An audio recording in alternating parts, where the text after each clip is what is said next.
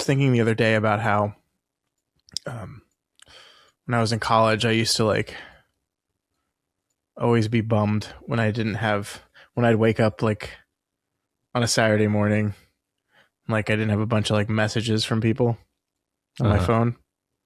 I was like, man, that sucks. And I like took a lot of stock into like how often people were texting me. Like, people aren't texting me enough. People don't like me enough.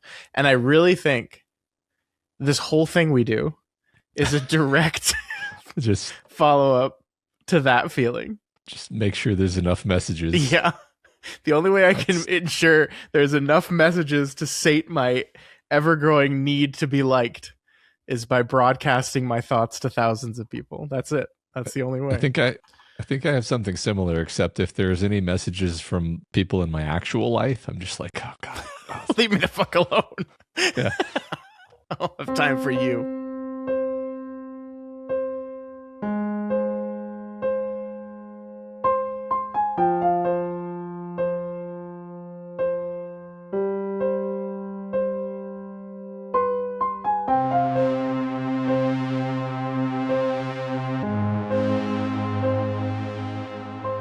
Hello and welcome to Flanagan's Wake, a Doof Media podcast wishing Mike Flanagan got a second season. My name is Scott Daly, and I am your host. And joining me, as always, the weird janitor that only shows up to quote Jim Morrison, it's Matt Freeman. How's it going today, Matt? Where's your will to be weird? Let's see, now I understand what you were doing right before the introduction. You were looking up Jim Morrison quotes. It all makes sense now. I get it. There you go. Yep. Well done, sir. Well done. Uh-huh. How you doing this week, Matt? You doing good? I'm doing good. It's been nice to have some time and space to process this show. I love these overview episodes because it really pays to stand back and connect the dots between all the different stories. And I think that's going to be particularly true in the case of this show, because as we've talked about many times, we've got a lot going on. We've got these sort of interweaving parallel threads of the A plot and then the many B plots that are stitched between them, and some of which span multiple episodes. And so this is an opportunity to sit back from the whole tapestry and maybe make some connections that hadn't necessarily been apparent when we were in the weeds. Absolutely. And I think, as we always do, we both rewatched every single episode of the show in preparation for this, right, Matt? Yeah. Oh, yeah. Oh no. Cut the tape. As Matt said, this week on the show, we are taking one final look at Mike Flanagan and Leah Fong's The Midnight Club. We spent 10 weeks with this show, Matt. 10 whole weeks. And we're ready to say goodbye, but not before we do this overview episode. After we do everything Matt just said we're going to do, we are also going to take a look at Mike Flanagan's plans for season 2 of the show, a season 2 that will never happen. And then we're going to wrap everything up by answering some of your questions to us in our overview episode Mailbag, which we like to do every so often. Sounds good. Are you ready, Matt? I am. Let's get into The Midnight Club. So it has been roughly 1 week since you finished watching this show. How are you feeling? What are your overarching thoughts on Mike Flanagan's The Midnight Club a week removed from going through it? Well, I guess, emotionally, I feel like it's taken on this kind of warm, glowing ember status in my mind where I think fondly about many of the individual episodes, many of the characters. I feel like these characters will be with me forever. So, and just overall, as a season of TV, it gives you with a hopeful, positive, light against the darkness type feeling, sure. Which, a lot of the Mike Flanagan material that we've covered has been, like more just the kind of horror where it leaves you with kind of a like, that sucks feeling, right? We talked about this. Like a lot of them are not meant to leave you with a good feeling. So this is one where we spend all this time with it, and it leaves us with a pretty good feeling. I mean, yeah, there's death, there's sadness, there's loss in this story. But it's really a message of hope. So. Yeah, I mean, I think I'd maybe push back a little on that. I think that was definitely true in Mike's early career. I think his television content, especially, I think, really nails down this idea of hope against the darkness. I think this is another example of it, that, all these shows certainly have sad things that happen in them, but they do leave you with a little bit of optimism and hope, and I don't know. I think this is definitely part and parcel of all those other shows. Yeah, I mean, I guess I just say it's the most hopeful of them. You know, I definitely wasn't walking away from Midnight Mass thinking like, you know, that helps me face the day. Like it's like Jesus Christ, like the you know the way the last episode ends. I mean, holistically, you look back on it and it's like, wow, it's my favorite TV show ever. It's perfect, but it doesn't necessarily make me feel warm and fuzzy. Yeah, that's but really all good triumphed over evil. They beat the bad guys. They all died, but yeah, it was like by a single basket, right? It was yeah. It was a close game. I'll put it that way. I love when you do sports metaphors. You're so knowledgeable. That wasn't a bad one, right? No, it worked. It did. No, I think you're right. I mean, I think it is interesting to say that the show about a group of children with terminal illness is one of his most hopeful conclusions. But I mean, you're not wrong. I mean, I think this is a story. I mean, like if we break it down, if we zoom out from the 500-foot view of what this show is, what this story is a story of a girl learning to accept her death. Essentially, like this is a story about Alanka, who at the beginning of the show, diagnosed with this terminal illness, comes to a place that is for kind of acceptance of that death, but is not ready to do that. And by the end of the season, by the end of the show, she is at a place where she can do that. And so that is sad. Of course, it's sad. It's awful. It's again, like one of the worst things ever is this idea of a young child essentially dying of a disease.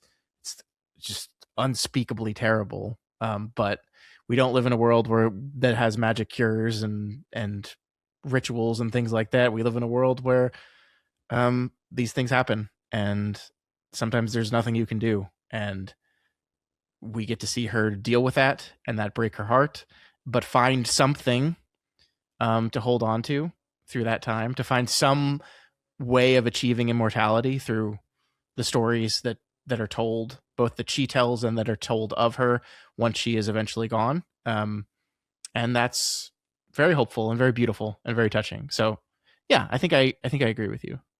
Yeah. And, you know, lots of these individual episodes, just to hit upon a beat I think we touched upon previously, some of these individual episodes are incredibly memorable in the way that only episodic TV usually is, because it's like, you know, The Wicked Heart, I think, stands out to me as my favorite, with, you know, a close second probably being Anya, and maybe, you know, the Wicked Heart has an advantage in that it spreads out over a few episodes. Mm-hmm. But like that's the cool thing the show is able to do, is do stuff like that, where you have this multi-episode, semi-episodic interstitial story that is itself extremely memorable and has these amazing vivid visuals and great story moments. Or you can have a single self-contained one that, as I compared the Anya episode to a TNG episode, which is like, we are taking a human concept, fundamentally, you know, universal human concept, and then we're kind of shining a genre light on it and getting some rainbow refractions out of it and making something really unique and memorable. Mm-hmm.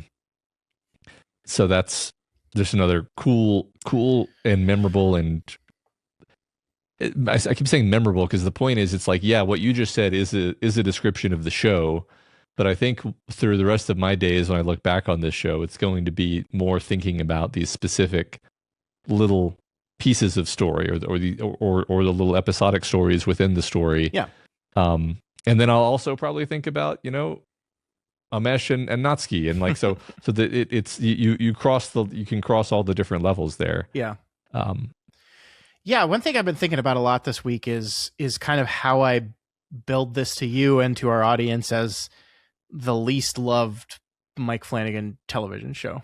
And I think that's a statement that is true. And I think from my perspective, I love the other 3 shows we've covered so deeply that like I think it remains true even after spending these 2.5 months with it.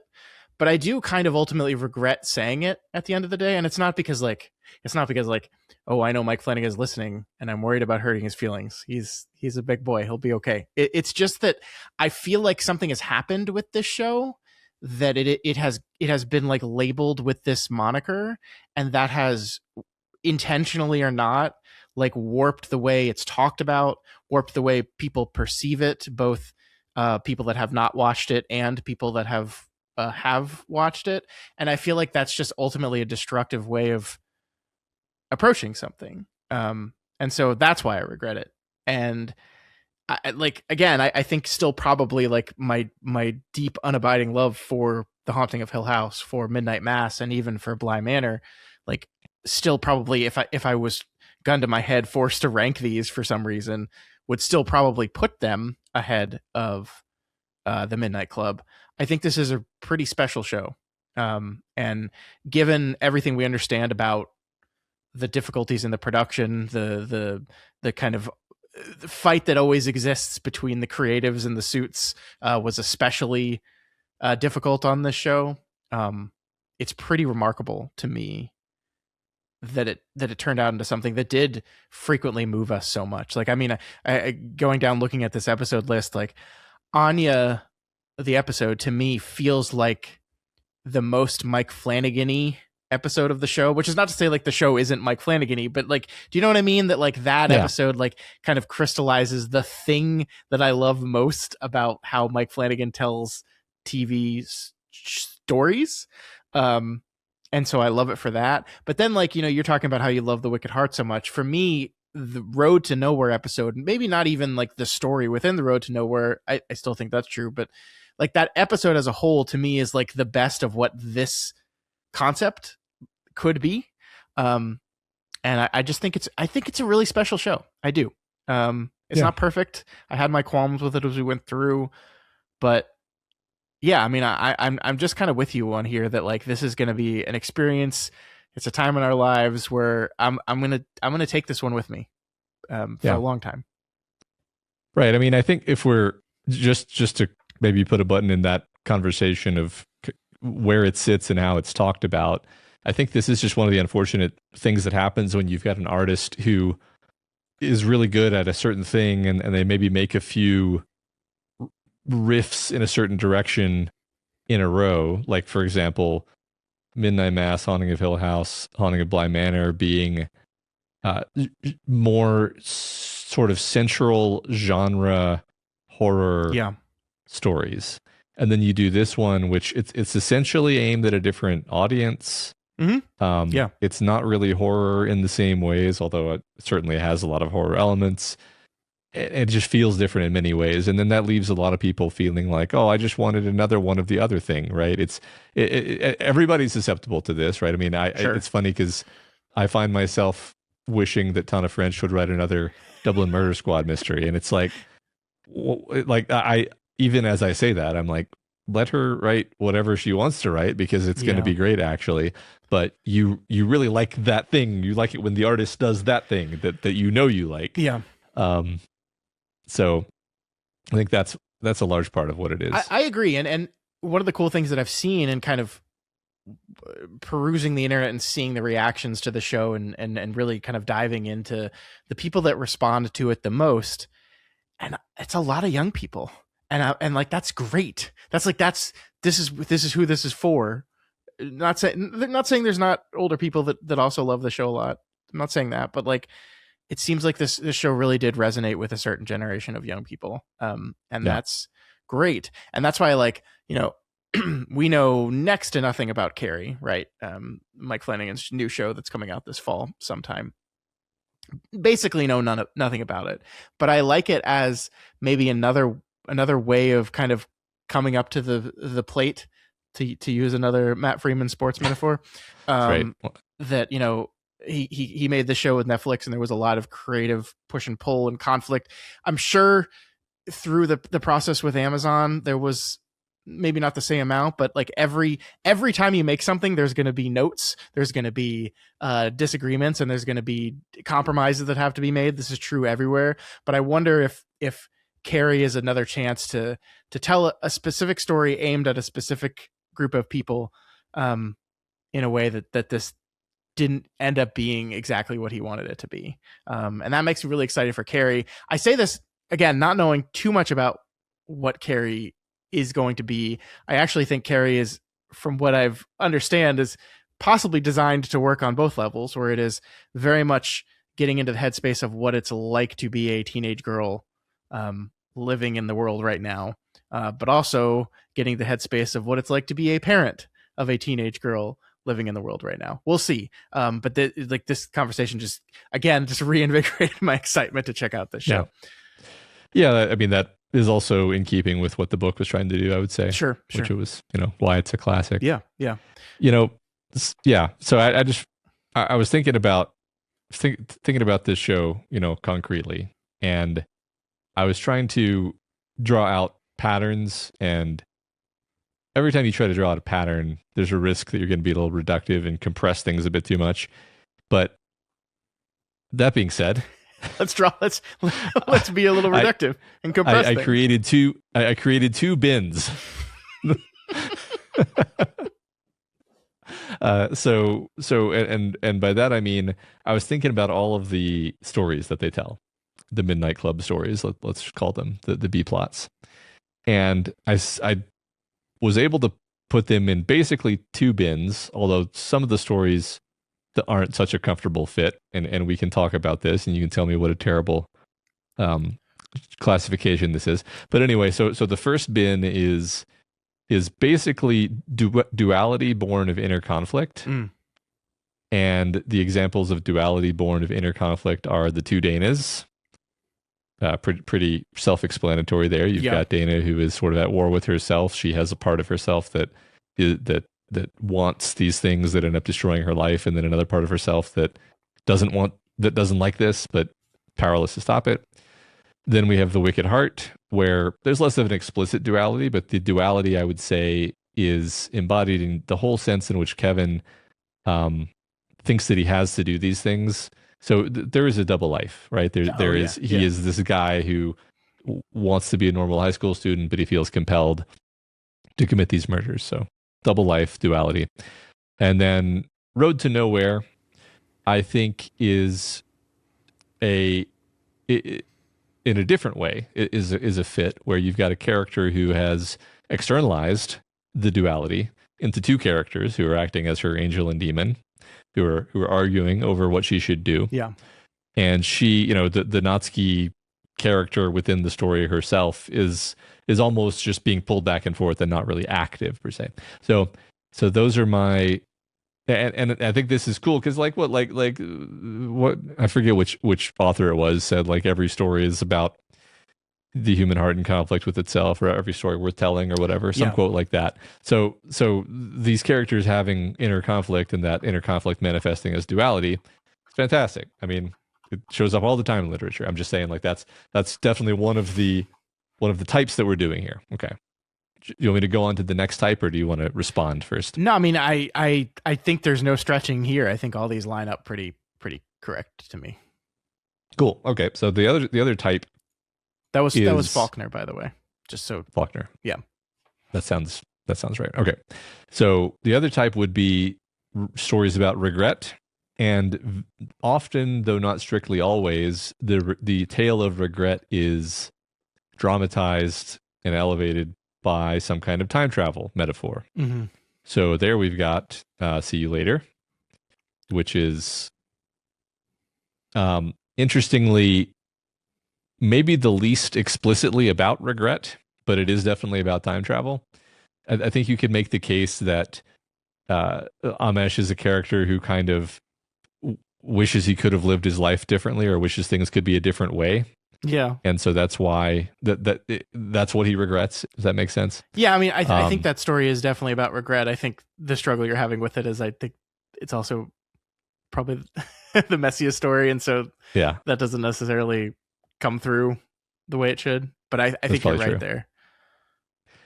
Witch is also about regret in, I think, multiple ways. I mean, I don't know if I am smart enough to unspool this on the fly here, but it almost changes the sense in which it is a story of regret halfway through. Yeah. When we start the second part. But basically, you know, and it's not time travel, but it's being able to see the future and trying to avoid something. And then actually regretting that she did that because it doesn't actually work. Yeah. And then you know, that's a complicated one. I mean, not to completely derail the point you're trying to make here, but I think it is worth briefly going back to that story because Sure. that's a dot we didn't necessarily a pair of dots we didn't necessarily connect in last week's episode. Was I kind of posed the question to you when we saw the first half of The Witch, where it certainly seemed like a story that was being set up to teach the lesson of your desperate attempts to change the future are only going to end in more suffering.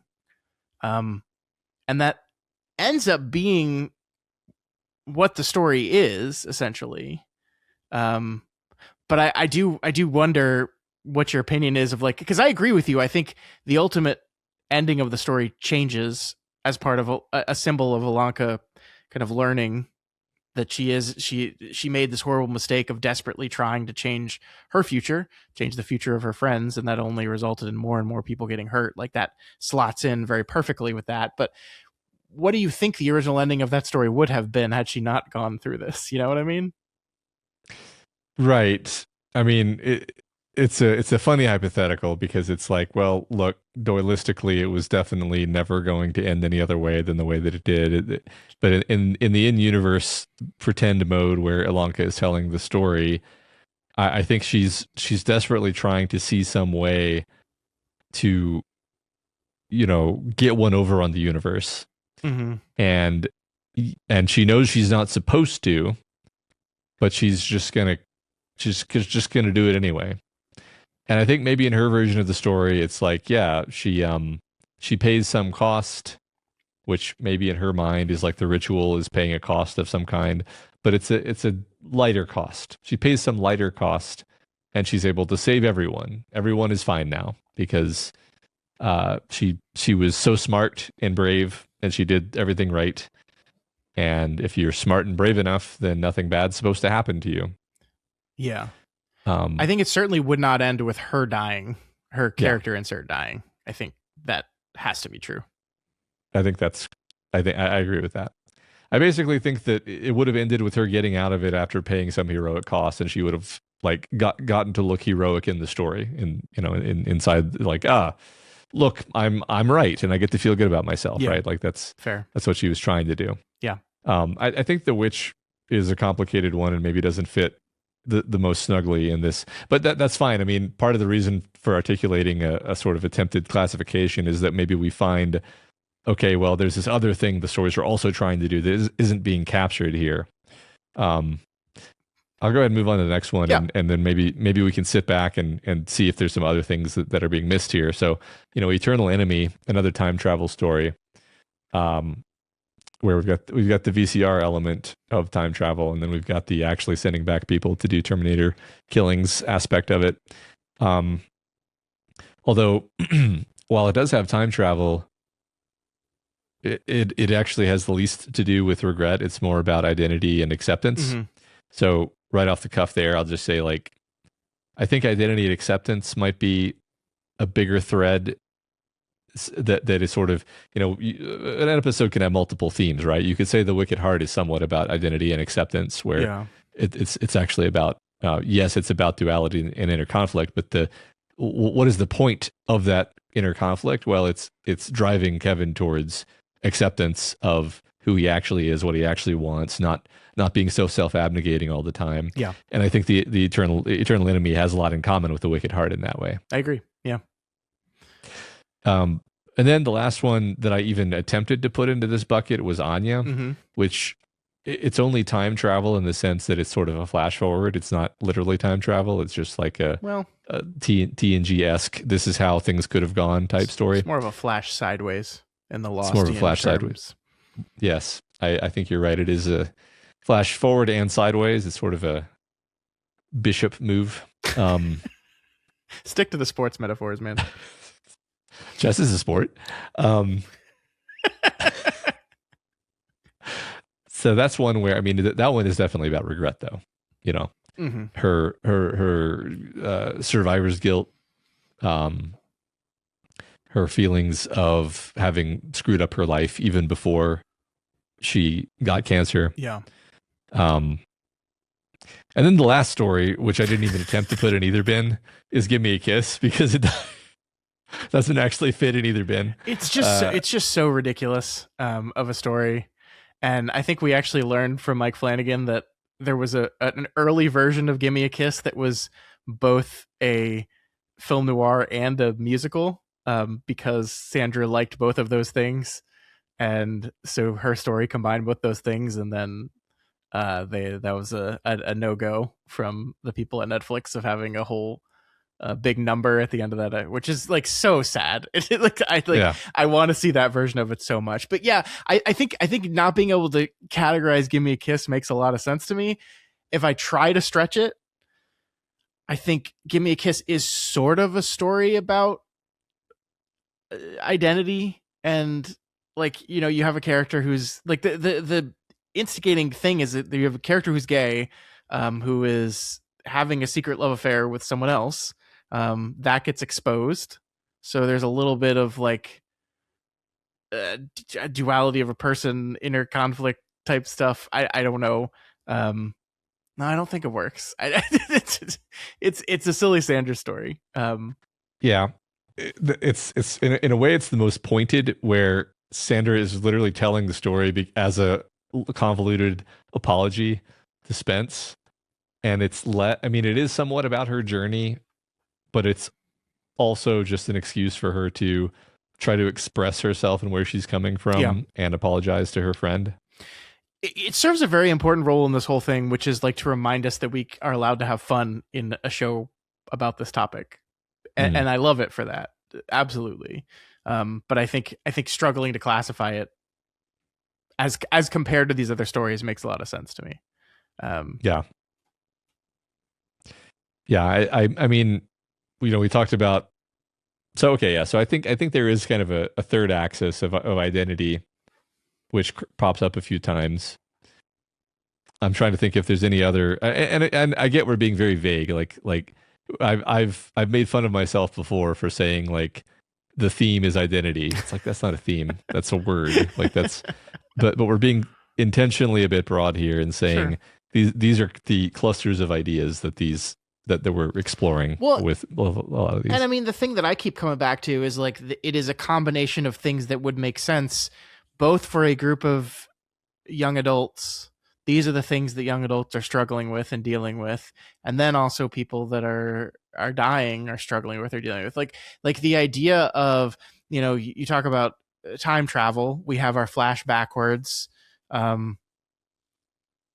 people desperate to change their past via regret. You have flash forwards of people desperate to change their future, and then we have our flash sideways of people desperately wishing or afraid of what their life could have been. And that all conceptually fits very well into this idea of these are people, this is the kind of thing you do at the end of your life a lot, right? You like at the end of your life, you're looking back, or when you're older, even you're just looking back with you have a lot of regret when you look back.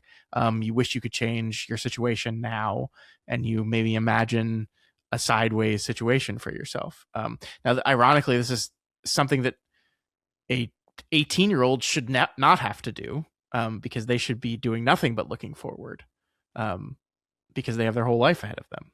But unfortunately not in this case. I think that a wonderful meshing of like, and we talked about this at the very beginning, but a wonderful meshing of like the mundane things that people are scared of as a kid. Like, you know, the Wicked Heart is this perfect example of a kid who is struggling with his parents and the pressures that his family are putting on him, and his identity as who he is versus who they want him to be. This is a very typical like high school story, right?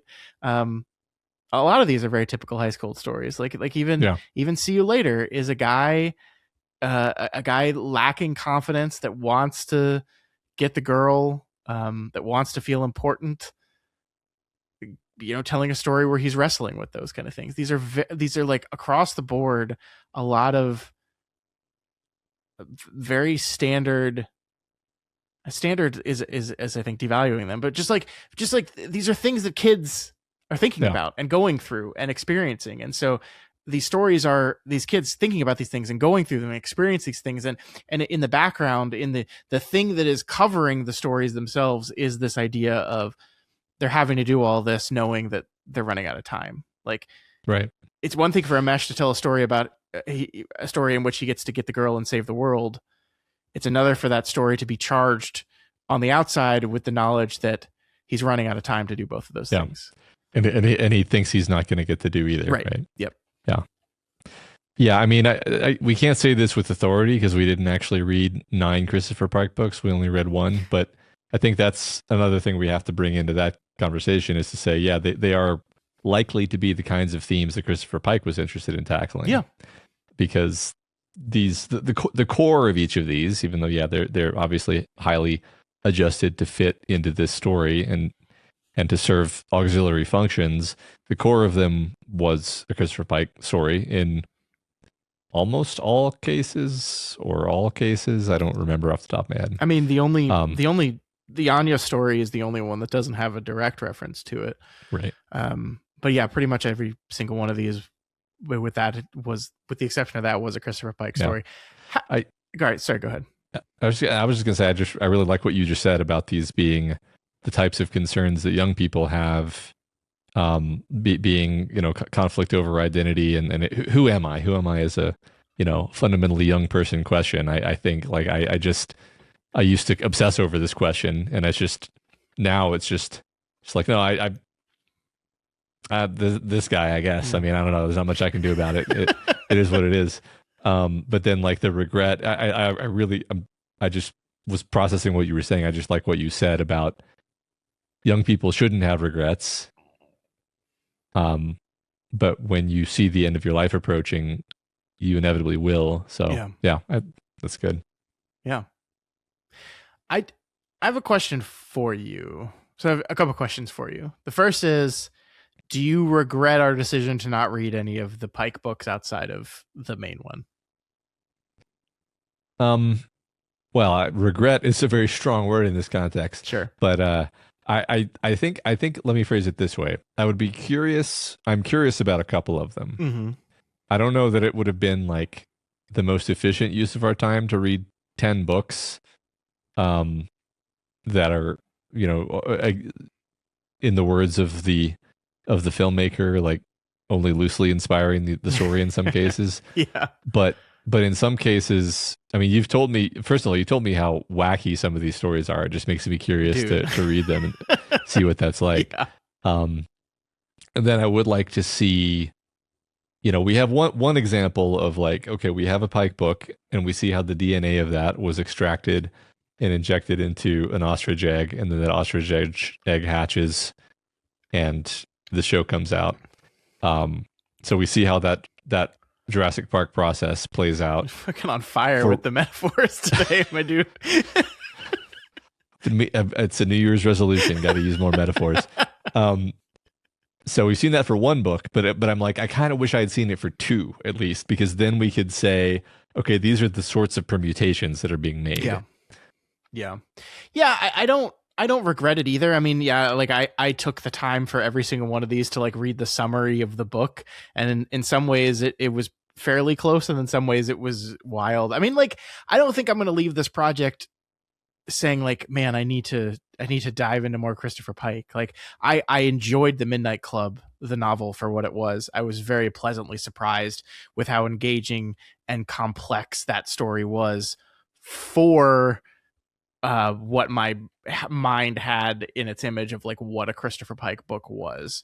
But I think it was probably still the right move to not, as you said, like just practically spending an additional 2 months plus reading every single one of these books probably would not have been a valuable use of our time.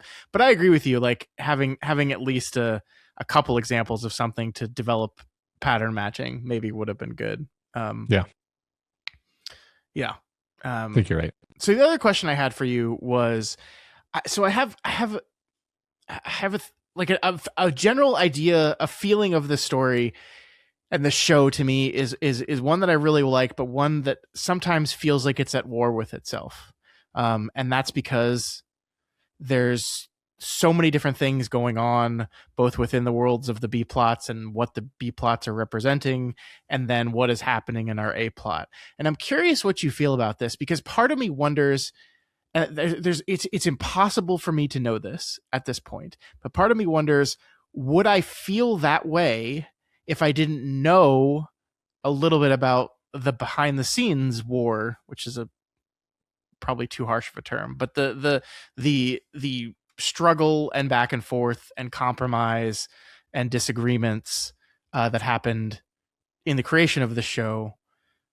Like I can't separate that from what I see on the screen. And what I see on the screen is sometimes a show that is trying to be 3-4 different things at the same time. Some of which I'm putting inside information into it saying, I don't think it wants to be this thing. Like, it doesn't feel like it wants this, but it's doing it anyway. But I don't know if that's just me or if the show actually gives that off in any kind of way. I'm gonna respond in a complicated way. I mean, I think it's actually just a testament to Mike Flanagan as a writer and storyteller that this works at all.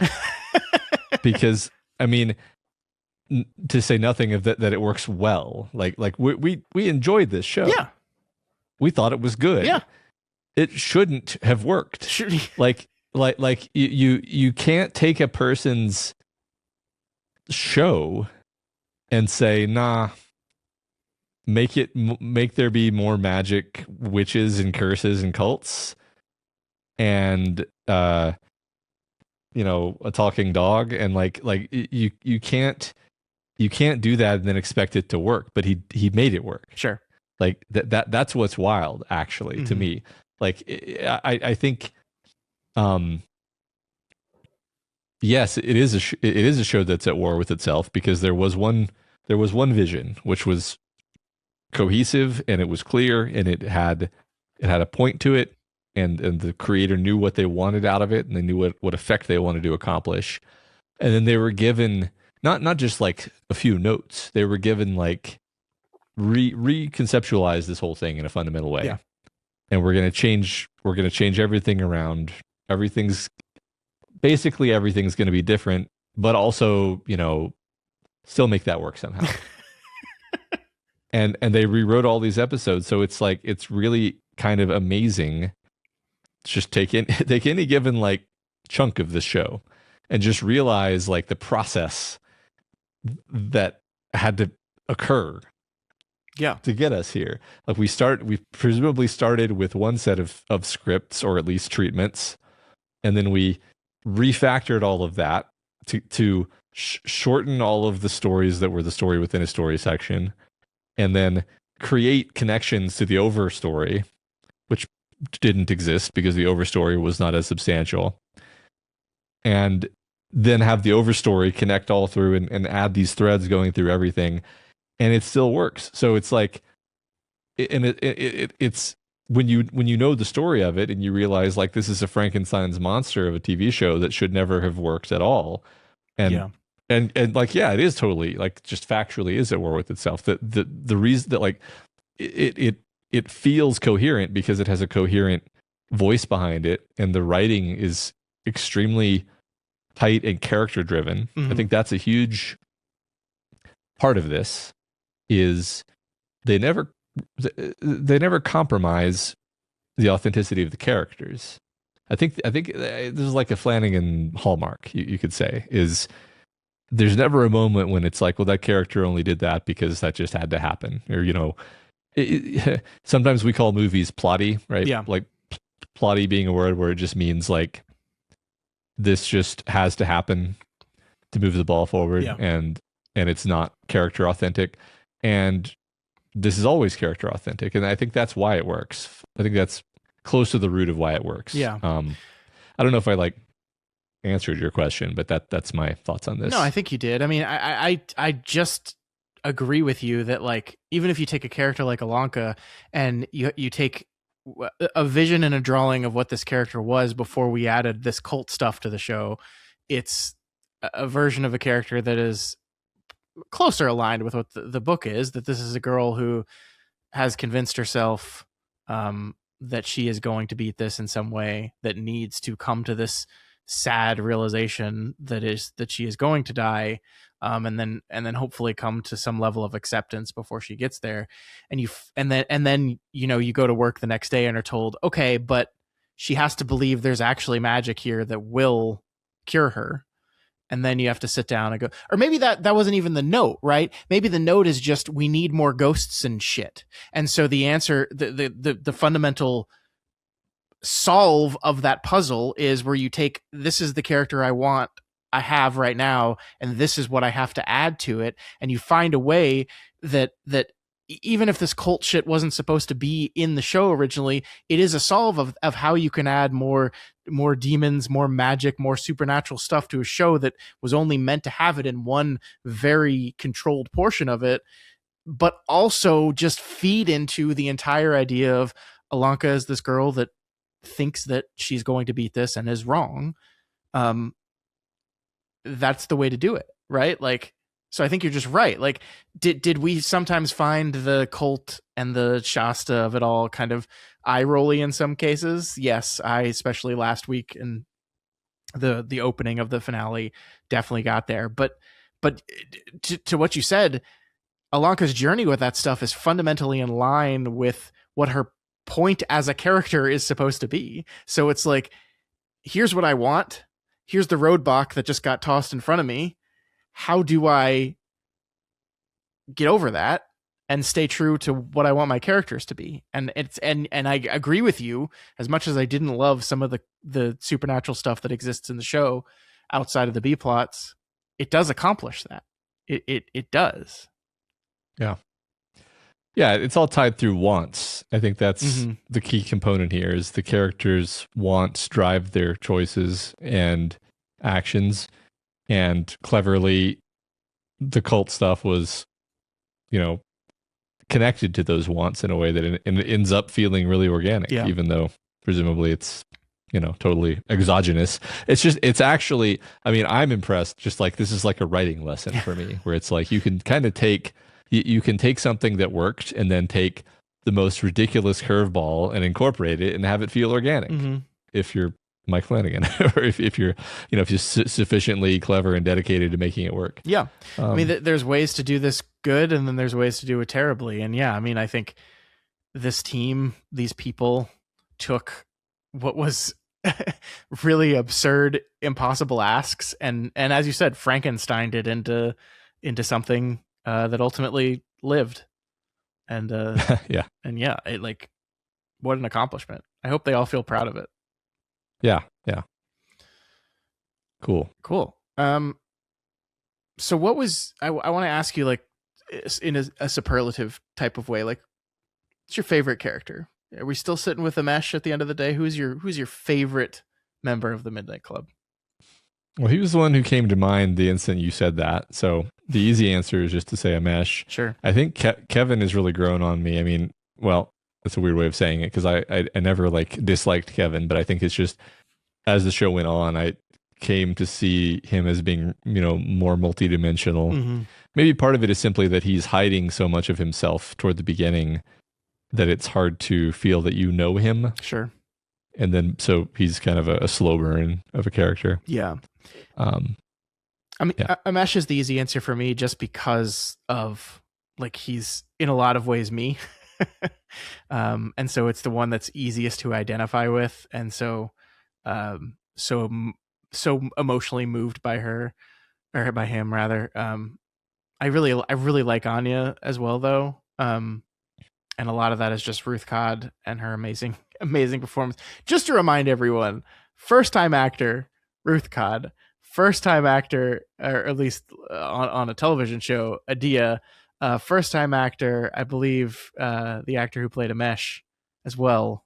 Like, holy shit, man.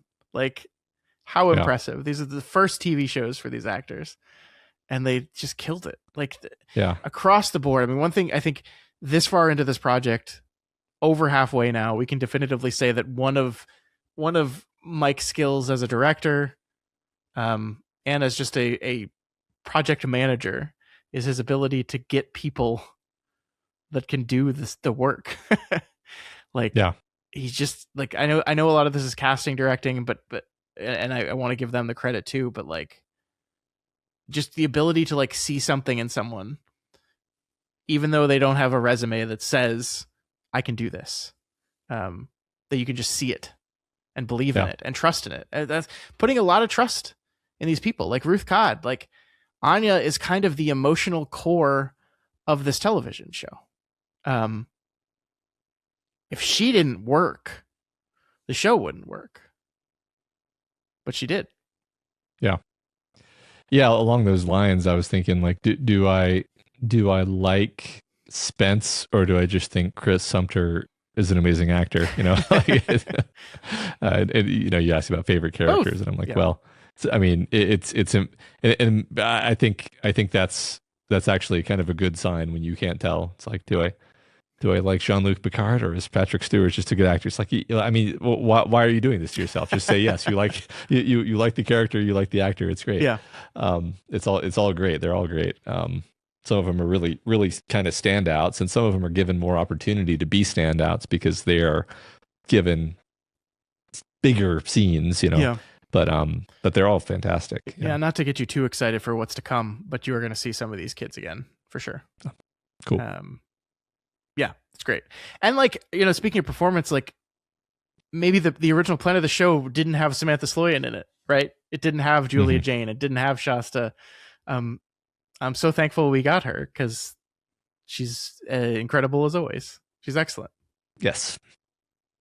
Just despicable, sneaky character. I like, for what, I don't know why, but one of the images that will stick with me in the show is her going up in that elevator with that smile on her face. I don't know why. It's just such a good shot. It's a good performance. It's just great. It's just great. I love it. It's great. It's villainous. It's like the mask off for this character who's been kind of coy this whole show. Yeah. It's great. Hater. Ugh. Hopefully we'll get a Sam Sloyan character we like here pretty soon. Yeah. I did want to mention, or at least talk about with you briefly, like the 90s of it all. This is something we talked about a couple times throughout the show, but I just really wanted to hear in the Overy episode, like, hammer home that this is quintessentially a 90s TV show. And that is maybe one of the other reasons why you and I are just like so attuned to it, very specifically, like the music, the props, the feel. It's very 90s, and it requires the 90s to operate in, right? This is a show of this specific time, very specifically. And it works because it lives in this time period. And I really enjoyed every bit of the 90s of it. I agree. I think it actually helped me connect with the characters more, which is a, you know, self-centered thing to admit, but like, if it were counterfactually set in the modern day and you had all the characters saying skibbity toilet, I would just like, I would not really identify with them. Whereas these kids, it's sort of like you can almost imagine like these are our peers. Yeah. Yeah. I mean, when I say Amesh was me, like, yeah, like that's like that. I not only do I relate to a character who has self-confidence issues and also really likes video games, like I relate to him in the place he was because I was in that same place, like game stores in the 90s, like just the girl in front of the counter that you're working up the courage to talk to, like it's all there. It's all specifically there. Yeah, I mean, even like the absence of smartphones, it's weird to say that an absence of a thing can feel relatable, but if there were smartphones all over the place, it's like it's immediately not our childhood or our youth. Well, I mean, like, this is just the eternal problem of filmmaking now in 2026 is the smartphone problem that you either they have to become part of the story or you have to find a way to take them out of the story. Yeah. It's like I think Carrie is going to directly deal with these things, right? I think that's part of what Carrie is going to be. So it being sent contemporaneously works for that. But there's a there's a show I'm watching right now on Apple TV called Widow's Bay. It's a very good show. It's like a funny horror. I recommend it. Everyone should watch Widow's Bay. It's very, very good. In the first episode, they're just like, oh yeah, we have no signal on this island. They just like said, okay, check, done. Phones, done. Now there's landlines. People have to call each other still, but dealt with. It's just like, this is the thing that I feel like everyone has to deal with forever now. Hooray. Brilliant. Go. Love it. All right. Do you want to talk a little bit about season 2? Are you ready? Yeah, let's do that. Okay. So yeah, for those that maybe don't know, I know we mentioned this a couple times in the past couple episodes, but in December of 2022, Mike Flanagan took to Tumblr to air out some frustrations with the Midnight Club getting canceled, with season 2 not happening, and also just kind of give the fans of the show a little bit of closure that the final episode of the show did not give. So he went, it's a very long post. We'll link it in the show notes if you want to go check it out yourself. But it goes through kind of what the rough plan was for season 2. I think you can kind of see through reading the post that some of these things were very much solved and figured out in a lot of detail, and some were still like very loose, like we know we're going to do something around this. And I also think, Matt, one thing to note about this is that this was Mike Flanagan's vision for what the second season would have been. This is before any meddling from anyone, right? So just because it's written down here doesn't mean if we had gotten a second season, this is exactly what it would have looked like, because that doesn't always happen that way. But it's still good to see from the creator himself, like what he would have done, where the show would have gone in its second season. Yeah, I mean, I think that's a great thing to do. I was just totally distracted because I was wondering if I should do that for Weaver Dice Vegas. But anyway. No one's going to understand what you're talking about. Yeah, I know. Some people will. But I mean, I think that's actually... I think this is the kind of thing that earns goodwill. That, sure. that like is why people trust Mike Flanagan with stuff, because he takes it seriously, the idea that he has made these promises to his audience, and it pains him to know that he'll never get to fulfill that, through no fault of his own. So he's like, all right, well, this is the best I can do, is I can tell you what I was thinking and where I was heading with these ideas. And it's very interesting that, like, as a television creator, up until this point, Mike had always kind of just, this is the thing I wanted to make. It's a limited series. It's 8 episodes. It's 10 episodes. It's whatever, right? Like Hill House, when they made Hill House, there was no plans for Bly Manor. There was no plans to do a follow-up for that. When they made Bly Manor, they had kind of gotten in their thing where this is going to be, the show is going to be this many episodes, and that's the show. Same with Midnight Mass. And then, like, the first fucking thing he makes that he's like, I'm shooting for multiple seasons for this, so I'm going to hold back some of the storylines for second seasons. The first time he rolled those dice, they came up snake eyes. So it's like the first time you try to take that risk, it doesn't work out for you, and that sucks. That does suck. So I understand the frustration with that for sure. Yeah.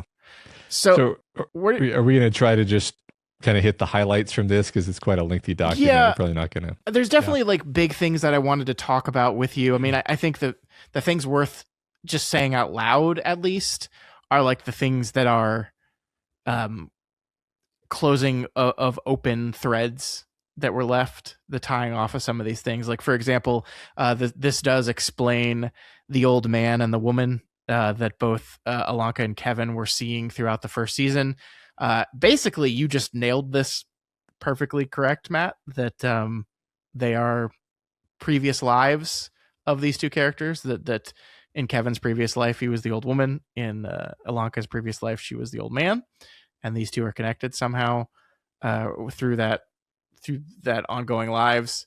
And that I think again, I was going back and listening to old episodes, and you just like nailed all the stuff that she, when she says she's hungry, it's just because she's an old woman who is suffering from dementia and just wandering around her house trying to find her husband who is taking care of her.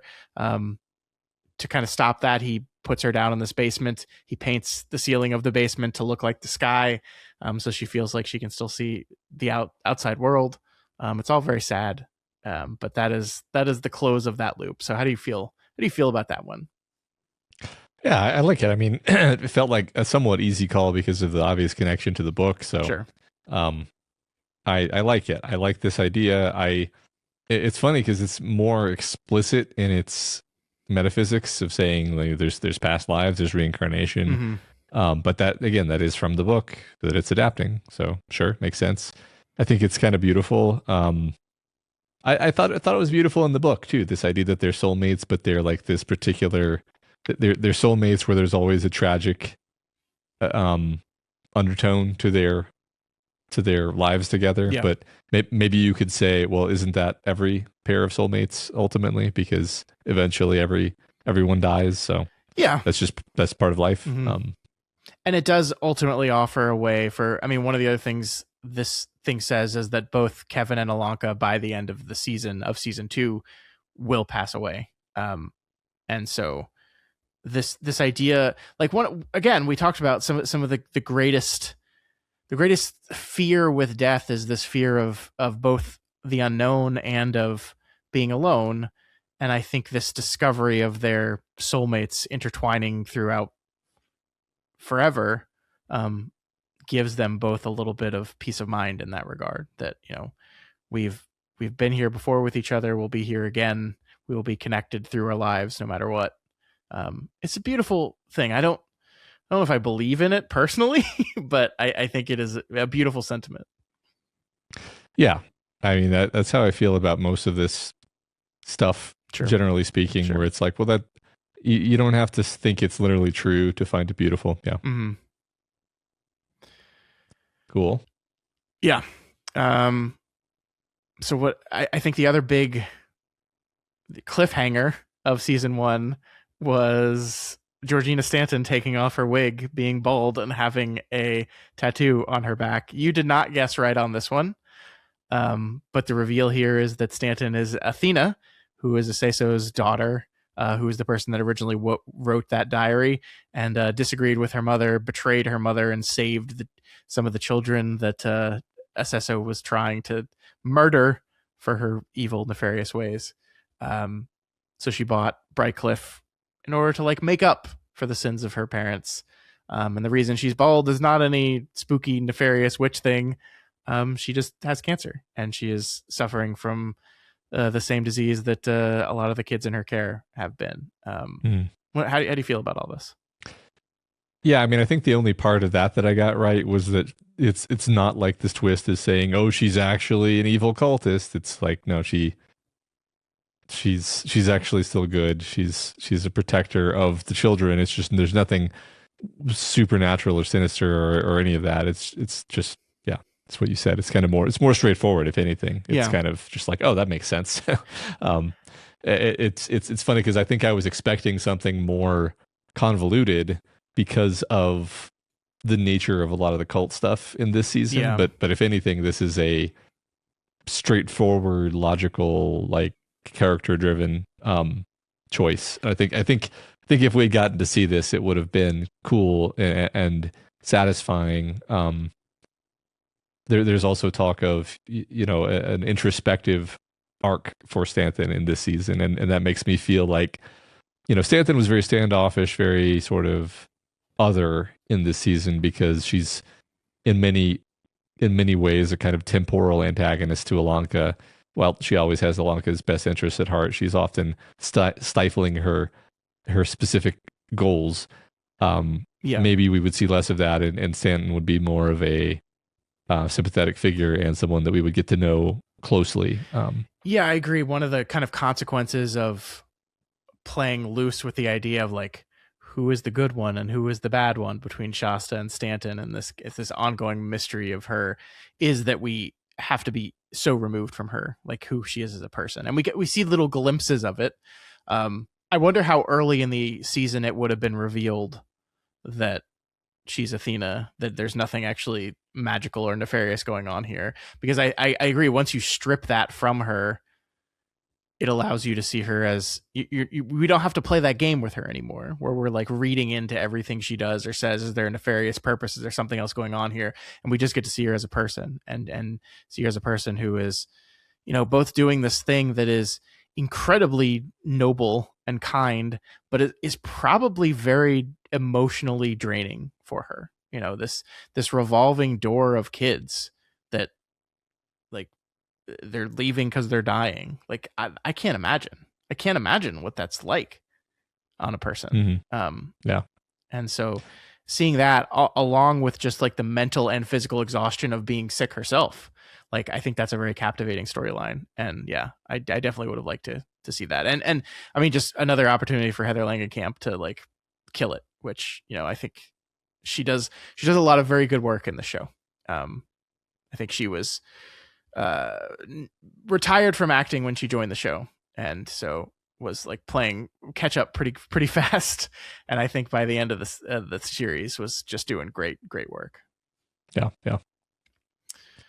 All right, you want to talk about the sad stuff now? Yeah, I think the big thing is the first character to die in season 2, which makes sense when you look at the last couple episodes of the show, right? Is Amesh. It's pretty clear that his disease is progressing faster and faster, and he is nearing death. And yeah, Mike Flanagan shows here that he would be the first story of the season, but wouldn't even be able to make it through because he was just not doing well, and is going to die soon.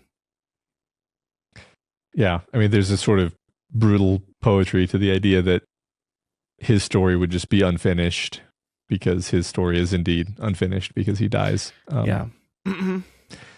And yeah, I mean, that I can already kind of imagine how sad we would be about this based on our investment in this character. Yeah. Don't worry, Natsuki follows him soon, so it's fine. Nothing to be sad about there when Natsuki also dies after Amesh. I guarantee I would be crying for both of those episodes. Oh yeah.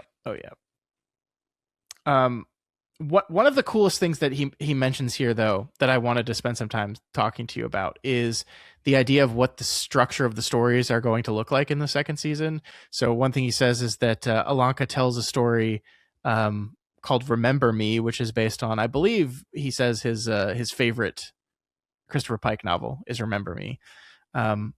And so Alanka is telling this story, and it's serialized just like Kevin's is, because she's realizing that Kevin is not very well off and is trying to encourage him to stay alive, just like he did for them. But the cool element of this, the idea that the main character in this story is not played by Alanka, it is played by Anya, and that this being a conceit going forward in the show, that our characters that have passed away will continue to be represented in the story, in the show via the stories that people are telling. And I love what he says here specifically is like, because this is how we live on, isn't it? In the minds of those we leave behind. And Alanka would use Remember Me as a way to imagine her dear friend Anya waking up as a ghost and navigating the afterlife. And this is something that I think in the vision of the show that maybe would have even gone on beyond season 2 is something that would have continued to be true. Like he says, by the end of the season, everyone in our core cast would have passed away with the exception of Cherie, and the season would have ended on Cherie telling a story to a group of brand new characters that we haven't even met yet.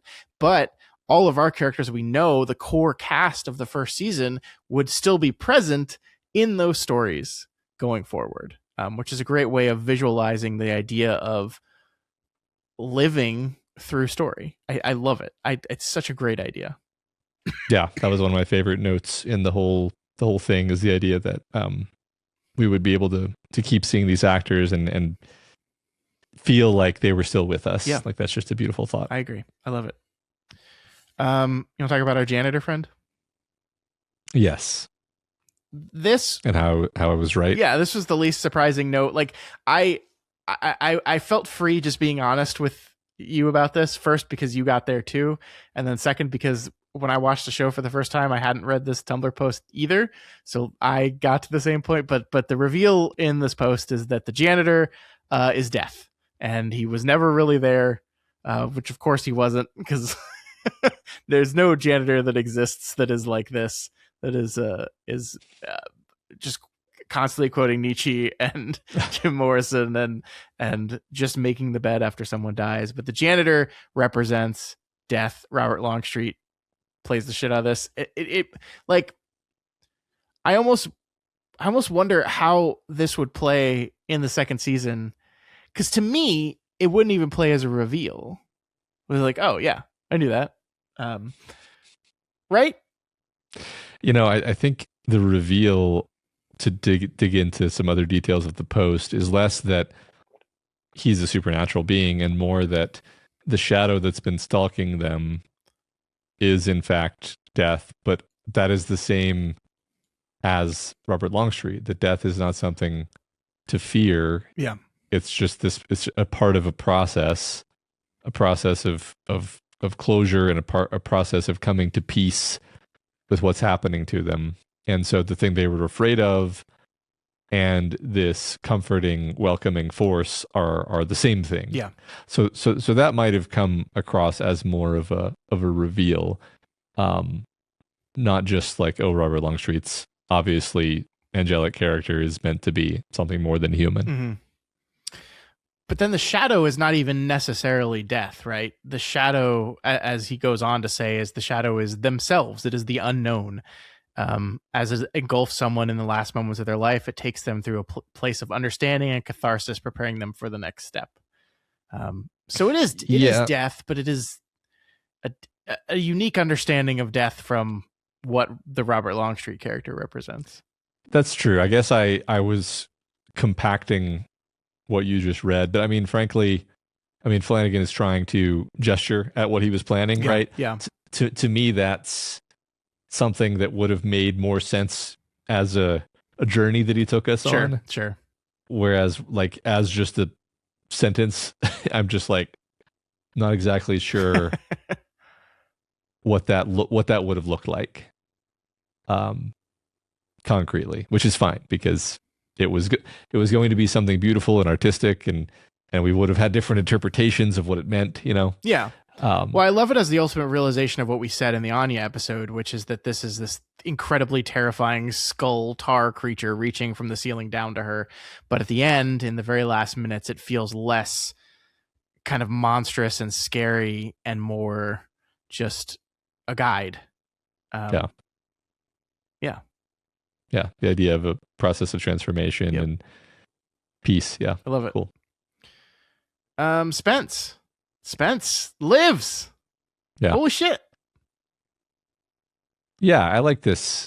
It feels right somehow. Mm-hmm. Like, because it doesn't feel like a unearned sort of like, well, we gotta give him something. It's like, no, this was a thing that was actually happening, where everyone in that period of time thought they had a death sentence, and then suddenly sometimes cures do come along, right? Yeah. I feel like this is something we talked about at some point, is it's not foolish to have hope, because cures do happen. Medical science does advance. Yeah. Misdiagnoses happen. Crazy stuff happens. And so Spence, as the Tumblr post says, Spence ends up leaving the hospice because the AIDS cocktail of antiviral drugs ends up being created and working, and so he gets a different ending than everyone else. Yeah, I really like it. I think it is, again, we talked about earlier, like, it is very much of the 90s, that this was a breakthrough that happened in about this time that did fundamentally change this disease for a lot of people, which was very good. And yeah, I like you said, it feels earned. It does. It feels right. It feels, it doesn't feel like a gimmick. It doesn't feel like, well, we can't kill them all. It just feels correct for this character in a way that you're just like, yeah, good. I'm glad for Spence. And I know everyone else would be too. Yeah. And he's going to have to manage it for the rest of his life, right? Just because he's not in hospice anymore doesn't mean his road is going to be easy. He's still got a very dangerous anti-immune disease. So yeah, but it's great. And it comes off the back of him having this beautiful fundamental moment of realization and self-acceptance and self-love, to the point where he was able to talk to his mom and bridge that gap. And yeah, you just want to see that getting to go forward, and it does. Yeah. How did you feel? So one thing that was introduced here was that a new person was going to come to Brightcliff. We're going to have a new character. It's a second season. We need a new character. And of course, this was the fundamental plan of the show, that we were going to cycle in characters. But I really wonder what this would have been. Like, we don't get a lot of information on who this character would have been. I think that was still in the very rough planning stages on what type of person they would have been, how would they interact. I mean, all we really get is that Alanka is very standoffish from her, just like Anya was for her. I think this is like one of those things that is very tricky to do. Like it is a pretty trod idea of, like, as you move through seasons of a show, you need to introduce new characters, both because actors leave to do other projects, and also just because you need to kind of freshen things up. But it's easy to do it wrong. And I guess we just have to live in a world where we can just assume they did it perfectly, and the new character was perfectly integrated into the group, and we love her, and she's great, and I can't wait to hear her story. Yeah. I feel like, due to the deftness with which the Anya-Alanka relationship was handled, I feel like we would have received just as much of a treat here, in a different way, obviously. I think you're right. How do you feel about Cherie getting to finally tell a story of her own? Man, like, that's one thing where a lot of these things I don't necessarily feel like robbed.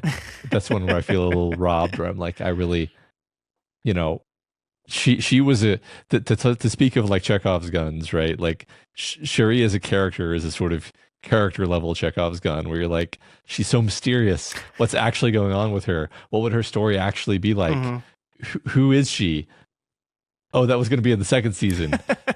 Oh, bummer. Bummer. Yeah. Oh well.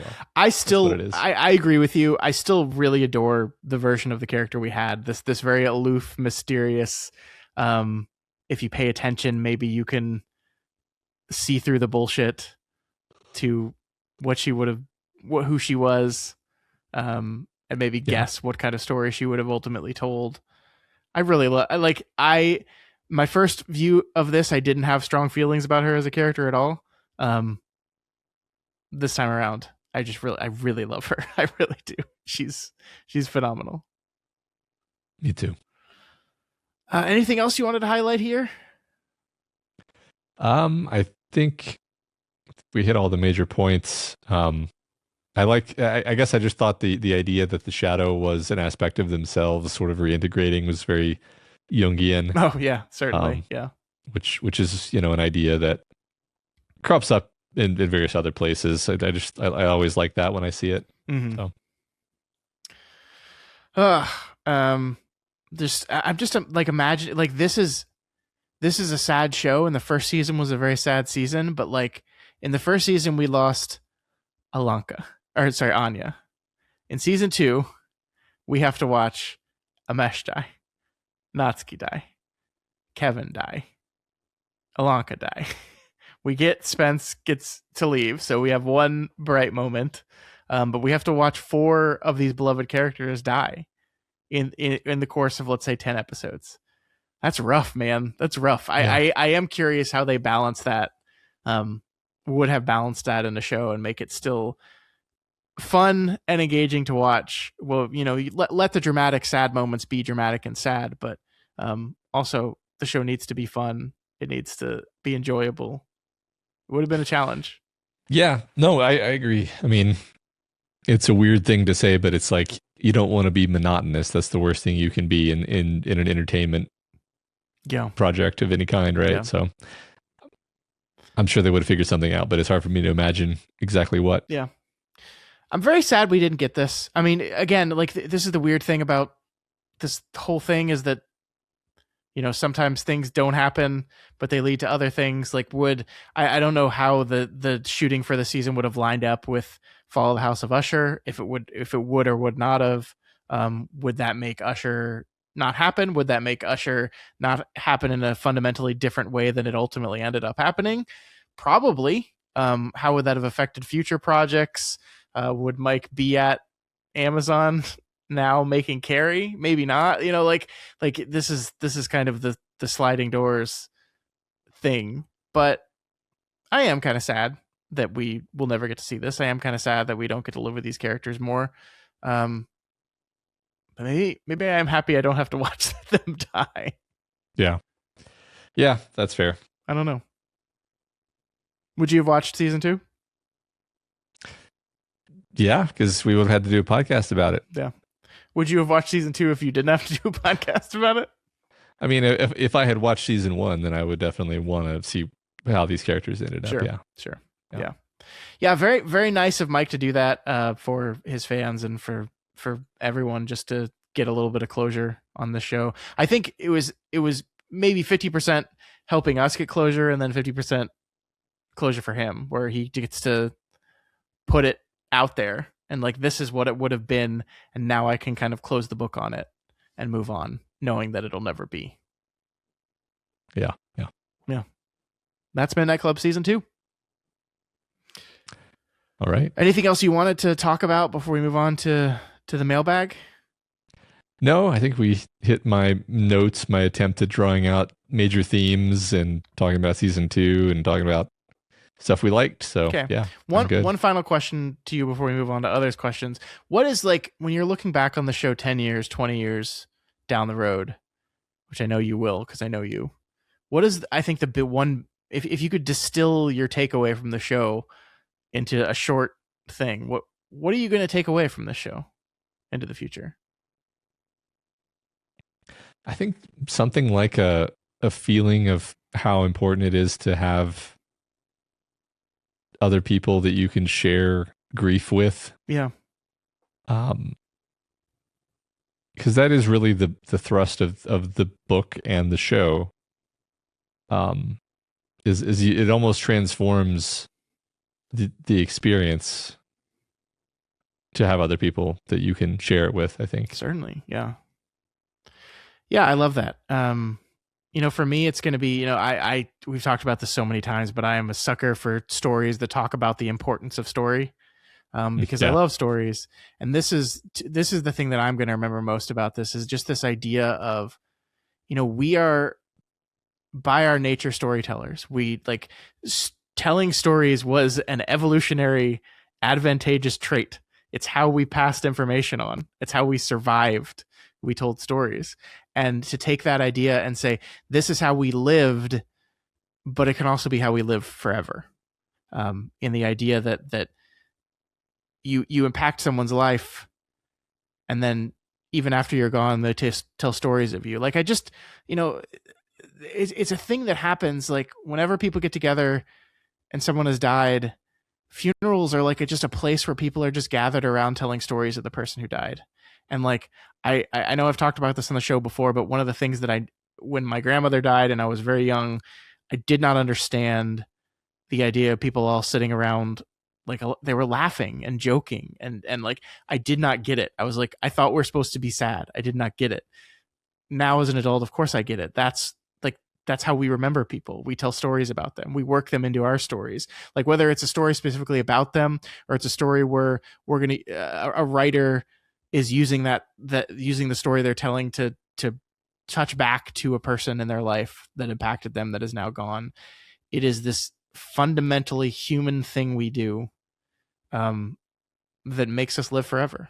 And I love it. And I will always remember this show. Like, it's not that I didn't know that already, but like, it's just the show presents it in a way that's just like, yeah, that's it. That's why we do this. That's why we do this whole thing. Yeah. Love it. Beautiful. Yeah. Okay. Mailbag. Are you ready? Let's do that. Yeah. Let's do mailbag. You do the first one. Busy Dad 82 says, "What type of story would you both tell at midnight?" Well, mine would be a time travel story. Of course it would. Involving a high school reunion. Scott? That's cheating. No, it's not. The story he's writing right now, people, in case you didn't know, patreon.com/JoofMedia. It's right there. That's a good answer. I was trying to think of like what is like the genre and the kind of things that I really like. So I like talking about the things that scare me, and like the thing that scares me, one of the types of stories that scares me the most is stories where a person isn't crazy, but everyone else around them is convinced that they're crazy, and like in their efforts to prove that they're not crazy, it ends up making them just look crazier. Like it's just so terrifying to me. Like you get thrown into an insane asylum and you know you're not crazy, but like everyone is convinced that you're crazy, and you trying to prove that you're not just is more evidence that they are. And then it gets to the point where you're so utterly defiant, but then you're like, wait a minute, maybe I am crazy. So it'll probably be one of those stories, and I would probably use it as a metaphor to talk about my crippling imposter syndrome somehow.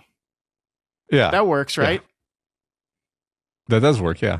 I think that works as a metaphor. Yeah, I mean, I think that's a good answer. I mean, and it works in the same way that mine is actually a valid answer, which is like that's a story that I'm writing to work through my own feelings on things, right? That's why you got to be motivated to write something. You got to have a reason to tell a story. Yeah. You got to have a thing you're struggling with. So that's a good question. It all comes from a basic fear of, for me, that the things people think about me might be the things that mean people think about me might be true. And that's terrifying. Yeah. Thanks, Busy Dad. I'm gonna have an existential crisis now. Yeah, or a feeling like I haven't accomplished enough. Yeah, as the case may be. Yeah. All right. Cool. Hans Baka R23PO says, "I'll keep it lighthearted. As a huge sports nerd, I very much enjoyed listening to Matt try to name 5 NFL teams. Now I want to hear him do NBA, MLB, and NHL. Can you do any of these, Matt?" Let's try it. Okay. The Houston Rockets. Okay. Which sport is that? That's NBA. Good. San Antonio Spurs. Good. The Dallas Mavericks. Oh, look at that. You got all 3 of the Texas teams. There's also one in Colorado. Go for it. Denver Nuggets. Oh, look at you. One more. There's some pretty big ones. There's one in Los Angeles. I think that's all of them. The LA Lakers. There you go. Yep. Go. Okay, I get 5. Yeah. Okay, that's NBA. You're gonna make me do all. Okay. No. Here's what I'll make you do. Okay. Can you tell me all 4 of the sports teams that for all 4 of the teams from the 4 major sports that are in Denver, Colorado? In Denver, probably not. I did Denver Nuggets. You did. Denver Broncos. Mm-hmm. That's which sport? Denver. Are they called the? Man, I just had it. You probably see like their logos and their signs like all over the city when you drive around. Almost certainly, yeah. Mm-hmm. They're not just the Rockies, are they? Yes, they are. The Rockies. Okay. Well, that's just too obvious. People always get confused when they're like, "Why is everything here called 5280, 5280 burger, 5280 air conditioning?" You know why, right? You guys are fucking obsessed with your height above sea level. It is frankly ridiculous. And what's funny is when I went to Santa Fe recently, it's like almost exactly 1 mile above sea level also, but they don't talk about it all the time. Yeah, they don't give a shit. You still have the National Hockey League as your last one. They're in the playoffs right now. They're doing very well. The Denver... No. The Colorado Seahawks. Wow. You think that Colorado has a lot of Seahawks? Avalanches. There you go. It's the Colorado Avalanche. You did it. Oh, wow. I was just guessing. I was just thinking about mountain-related words. You did it. Cool. Good job. That was a good question. So proud of myself. I am like, it's the type of thing for me that I'm reasonably confident, and we're not going to do this on the podcast because it would be dreadful audio, but I'm reasonably confident I could name all 32 NFL teams. I could name all 30 NBA teams, and I could probably name all the baseball teams. I'm less confident about that. Yeah, you probably could. I definitely couldn't name all the NHL teams because hockey is the sport I follow the least. I could definitely name 5 though. Sounds like a live stream. No, that's not fun. The reason I'm like just reasonably confident and not absolutely confident is because it's like the 50 states thing where like, yes, I know every single state in the United States of America, but if you give me like a blank piece of paper and tell me to write them down, that challenge becomes harder than you think it would be. Maybe a more reasonable version of the challenge would be you have a piece of paper with every city that has a football team listed, and then you just have to write down what the team is. Oh, 100% could do that. Yeah. Okay. Easily. Cool. I could probably do that with NHL too if I knew the city. If I had the city there, yeah, I could get there. Cool. Yeah. I believe you. I like sports. I like them. Yeah. They're good. Yeah. Good question. Thank you. That was fun. Yeah, that was fun. Fan 2025 says, sorry. What? Okay. So they're telling us they're working their way through Other Levels of the Tower, Yes. our bonus Patreon podcast where we cover Stephen King adaptations. And they ask if there's any chance that there will be occasional additions to that podcast. They remind us that during the Arnold Running Man discussion, we mentioned wanting to see and discuss the new version if it happened. And of course, it did happen. And I think now we've both seen it. Mm-hmm. So, yeah, I mean, they're asking if we're going to do an addendum and talk about it. And we could do that movie at least, you know. I think we want to do that. I think working that into our schedule is rather difficult. Yeah. But I certainly think there's a lot to talk about in that movie. Yeah. I watched it on an airplane. Yeah, let's just say we'll try to make that happen. Yeah, we'll try to fit it in. Our schedule's been wacky lately due to illness and travel and stuff, so we're already gonna miss our From episode that's supposed to come out tomorrow. So that's gonna be yesterday for those you listening to this in the future. So we're already behind on From, so fitting another thing in on top of that, tough. But I think we definitely want to do that for sure. Yeah. This listener goes on to ask, your preference, do you prefer the Buffy musical episode, Once More with Feeling, or the Angel episode where Angel becomes a puppet, Smile Time? I mean, the correct answer to this question is Once More with Feeling, but I also very much enjoyed the puppet episode. Cool. They also said that the best episode is Hush. Oof. That's a very good episode. I don't know if I'd say best, but that's a good one. Yeah, people don't understand that Buffy did the musical episode before all other television shows were doing musical episodes, so it was like a big deal. Because it wasn't just like, oh, now it's not like, oh, it's time for the musical episode. It was like, what? You're doing a musical episode? That's very cool. All right, Ketchup Reed says, Matt, a couple weeks ago, I used Legend by David Gemmell as my discussion question answer, and you mentioned that book was an important read for you. And I'd love to know more about the story if it's not too personal of a one. With follow-up question of, is it the only Gemmell you've read? If not, which is your favorite? Go ahead. Okay. Yeah. Thank you for asking me this. I read a lot of Gemmell. I probably read 6 or so David Gemmell books in high school. I read a lot in high school, and I probably would have read more David Gemmell books if I had, if it had been so easy to find books as it is now. I probably read all the ones they had at Barnes and Noble, honestly.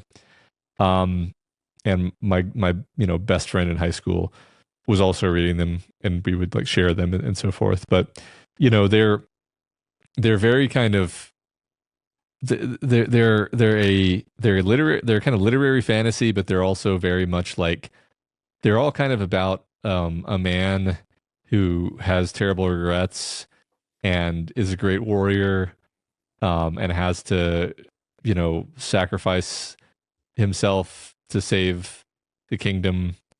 And they're very good for young men to feel kind of like, oh, I want to sacrifice myself for the kingdom. Like they're that kind of book, you know what I mean? They're sort of like army recruitment tool. Yeah, they're very like masculine wish fulfillment, but not in the way where it's like you're awesome. It's more like you're 65 years old and you're in chronic pain, and the best thing you can do with yourself is to sacrifice yourself for the kingdom. And this is noble. And also, there's a demon that lives in your axe, and you have to kill a demon because the demon is gonna come kill the king. They're also like just fucking hardcore. Honestly, they're sick. I like them. And I was refreshing myself on Gimel because I saw this question, and was reminding myself of which of the books I had read. And first of all, he did tragically die pretty young, at like in his 50s, from heart disease. But the thing about the novel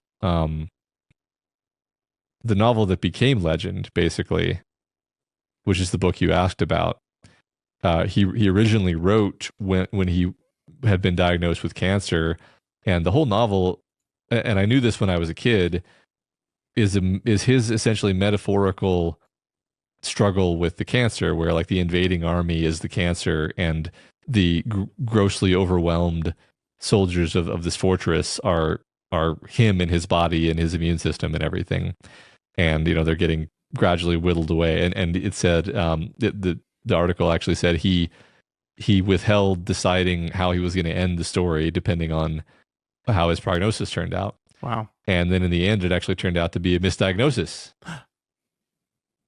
So, which was felt very like, I like freaked out when I read that, because it's so appropriate to what we've been talking about. Wow. In this TV show, The Midnight Club. So anyway, David Gemmell was an important part of my teenagerhood. Yes. That's great. Thanks for asking. They also ask if I've read any Gemmell, and I have not. Nope, not one. So maybe Matt will get it on a book club vote sometime soon. Whichever book you'd like me to read, we can do that. Yeah, we can at least put it on the slate. Yeah, good idea. This is fun because like I know a lot about you, but I don't know everything about you, and then occasionally we have answers to questions that help me learn a little bit about you. I feel like if you were to read Legend, you would also recognize this as just like, this is the gladiator part of Matt speaking. Well, now I have to read it. Yeah. Cool. All right, next one from DJ Nadelko. They say, if you live to be 100, what's the made-up piece of advice you tell newspapers that explains the secret to your old age? For example, well, ever since I turned 55, I've been eating pinecone breakfasts. That is a very unique power that not many people get, to just make up some bullshit. Yeah. That is the secret to their long life. I think I would say that I spend half an hour playing the didgeridoo every day.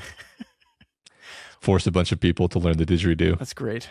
If I actually made it to 100, which I don't think I'm going to, the real reason would be because of my crippling fear about missing out on the next great novel or movie or television show. Yeah. So I'd probably make up that I watch like an episode of The Dumbest. Every morning I watch 4 consecutive episodes of The Big Bang Theory, and that's my secret. You just say, well, I'm waiting for The Winds of Winter to come out. That's what's keeping me around. Oh God, it's sad. It's so sad. Yeah. Cool. That was fun. Buzzer Planet 97 says, are there any other authors' works in any genre you would want to see receive a Flanagan-esque adaptation that primarily adapts a single story but features elements from their other stories? That's a great question. So not necessarily like we've been asked the question of like what should Flanagan adapt? That's not quite the same thing. This is more like what other author should get the Flanagan-esque treatment of this kind of style of adaptation. It's interesting because it needs to be an author that has probably a fair amount of stories. What do you think, Matt? Well, I thought about this a little bit in advance, And I don't think that this actually works very well as an answer, but I'm going to say it anyway. And also, I was just already thinking about Tana French. Don't take my answer. How dare you? Yeah. I know. Tana French writes mysteries, and I think maybe one of the reasons why this occurred to me is they sort of tried this when they did the TV show, if I'm not mistaken, where they sort of tried to like merge two of them together. Yeah. But it was in a way that didn't make any sense to me, and I feel like if it got the Flanagan treatment, it wouldn't have been sort of mushed together in that haphazard way. Yeah. What would the fun Tana French thing be for me is if like the primary was like the Cal Hooper story from the latest trilogy, but then we find a way of pulling elements, themes, and ideas from the Dublin Murder Squad stories as well, which I mean is sort of kind of what Tana already does because she's a very talented author, but that's a good answer. That was going to be my answer. Damn you. Cool. Yeah. So I'll try to I mean, like we talked about Charles Dickens as a specific Flanagan adaptation, right? Like I know he even mentioned that he was thinking about The Christmas Carol as like the third season of The Haunting of, but Dickens is one of those that I think would fit very well into that idea because he's prolific. There's so much out there that you could take and combine into one story. I mean, the funny thing is that is what The Dark Tower is already. Fair. It's a bunch of Stephen King stories reprocessed into the Stephen King story. Yeah. So yeah, that would be it. It should be The Dark Tower. I could also, I think Neil Stephenson might also be a candidate. You could have like one Neil Stephenson story and then all like other elements kind of weaving in at the edges. And he already kind of does this thing where he references characters from other stories in a tongue-in-cheek way. Yeah, so. No, I think it should be J.K. Rowling. Let's do Harry Potter, but also pull in all her other terrible mystery stories. Yeah, no, that's a great idea, man. I love that. Cool. All right. Hobo Demon says, back when dinosaurs ruled the earth, simulated traumatic limb injuries in film were often achieved by making creative use of stunt performers who had been the subject of amputation to address unrelated sets of circumstances. Flanagan seems to generally opt to invest more effort and care into practical effects. If Mike Flanagan were to remake some classic, iconic film, he might merrily amend with mutilated manipules? Is that a word? Spell check didn't catch it. What would it be, and why isn't your answer that he'd be mixing the gunfight with Jack Andolini in Drawing of the Three into Alejandro Jodorowsky's El Topo? This is the most fucking El Topo way of asking question of all time, too. It hurts my brain. We can always rely on Hobo Demon to make a question that makes me go, huh? Yeah. It's like, if you break it down, it's kind of a fun question. Like, Mike Flanagan remakes a classic film, but he loves to destroy people's hands, so he adds some destroyed hands to it. Yeah. I tried to watch El Topo once, and I was not in the mood. I don't know if you ever even heard of it. You know Jodorowsky, though, because I know. He almost made Dune. Right. Yeah. That's all I know. El Topo is fucking crazy. It's just a great, like, it's fascinating art. I need to sit down and watch it. I don't know if I have a good answer for this this question. Yeah. Though. I mean, I'm thinking about movies where people are get their hands maimed, and all the movies that crop up are Mike Flanagan movies. So what about a movie where someone doesn't get his hand maimed, but when Mike Flanagan remakes it, they will? Like, Mike loves Casablanca. What if? Okay. What if someone who loses a hand in Casablanca? I like it. I can see that. Is it gonna be Rick? Yeah. How would he lose his hand? Piano shuts on it. Ah, there we go. There we go. I mean, he really likes Jaws too. That kind of writes itself. But who wants to be the person who remakes Jaws or Casablanca? You know what I mean? Nobody wants to be that person. I think he could do it, though.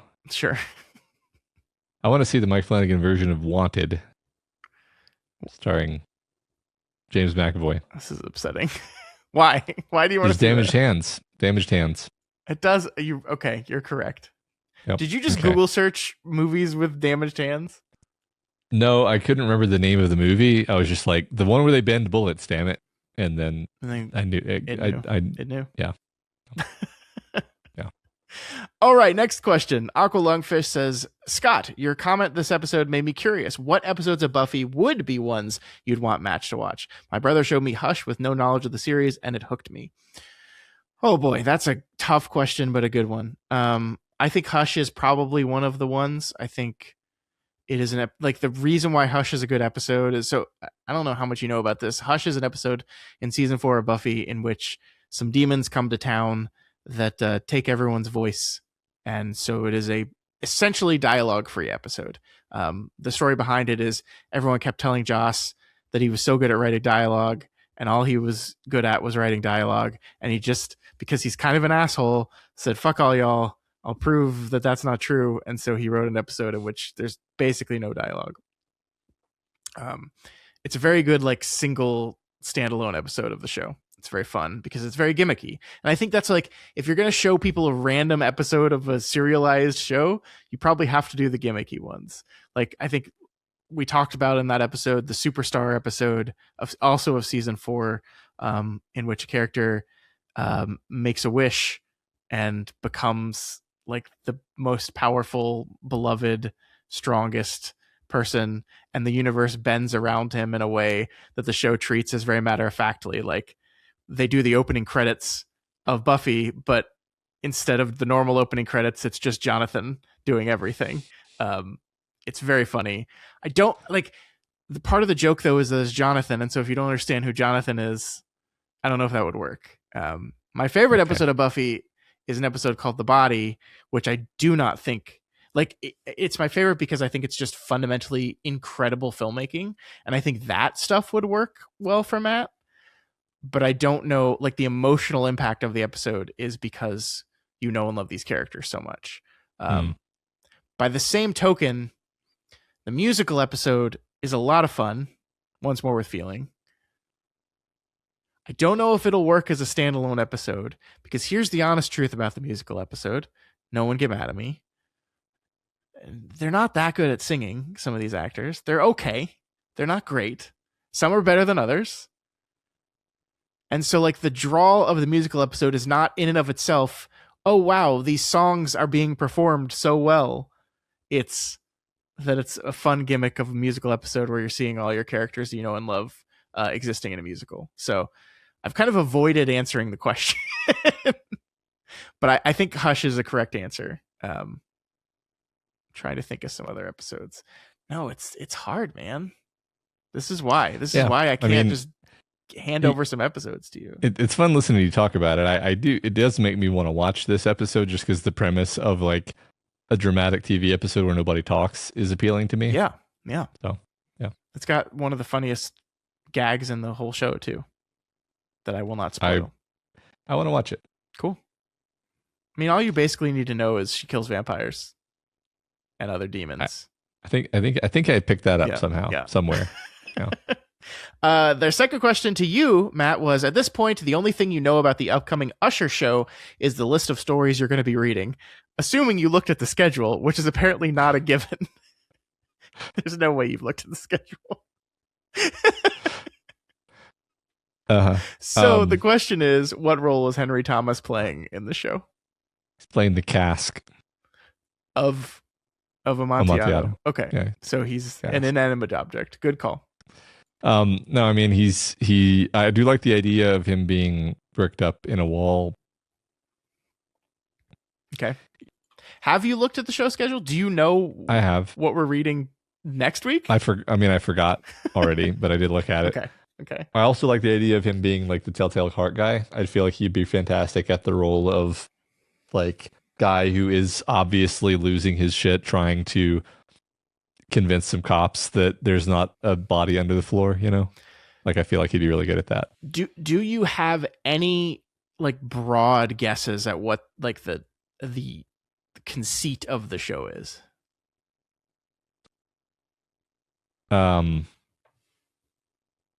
Broad, like very broad. I feel like we're taking various elements of the Poe stories and we're sort of associating them with different characters, and then we're having all those characters be members of a family. Okay. This is a guess. Sure. And so we get to explore each of those different stories by exploring like what's going on with that character. Cool. Okay. We'll find out. I don't know. I like it. We'll see. I like it. All right. And then they ask a question to both of us. If you cut a sandwich in half, do you have 2 sandwiches or 2 half sandwiches? Yes. It's 2 half sandwiches. Is this a question? Is this real? You have 2 sandwiches. Yes. No, you have what? If you cut an existing sandwich in half, it's still 1 sandwich. You don't think like a sandwich is defined as bread, stuff, and bread? Well, sure.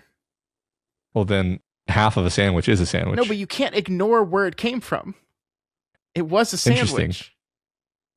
What if you cut the bread in half, cut the cheese in half, you cut the meat in half, and then you make 1 sandwich, and then you make a different sandwich?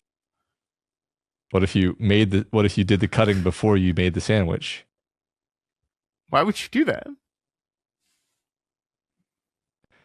You see a turtle on its back. If someone hands me a triangle and says, "Here's your sandwich," my first question is going to be, what happened to the rest of the sandwich? Okay. So you're a sandwich is half gone kind of guy. I guess. I'm very suspicious of people that said I would have 2 sandwiches. That's ridiculous. You clearly have 2 half sandwiches. It's I disagree. Okay. Anyway, okay. Steve Living Room, Colorado, or CO says, which is better, Terminator or Terminator 2? I think I love Terminator 2 a lot more than I love Terminator, but I think it's better. I think Terminator 2 is better. Yeah. I mean, it's hard to beat the T-1000. I think funny story, on our plane ride home a couple weeks ago, there was a guy 2 seats in front of me watching Terminator on his phone.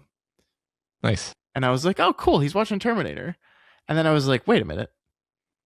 I know what scene we're about to get to.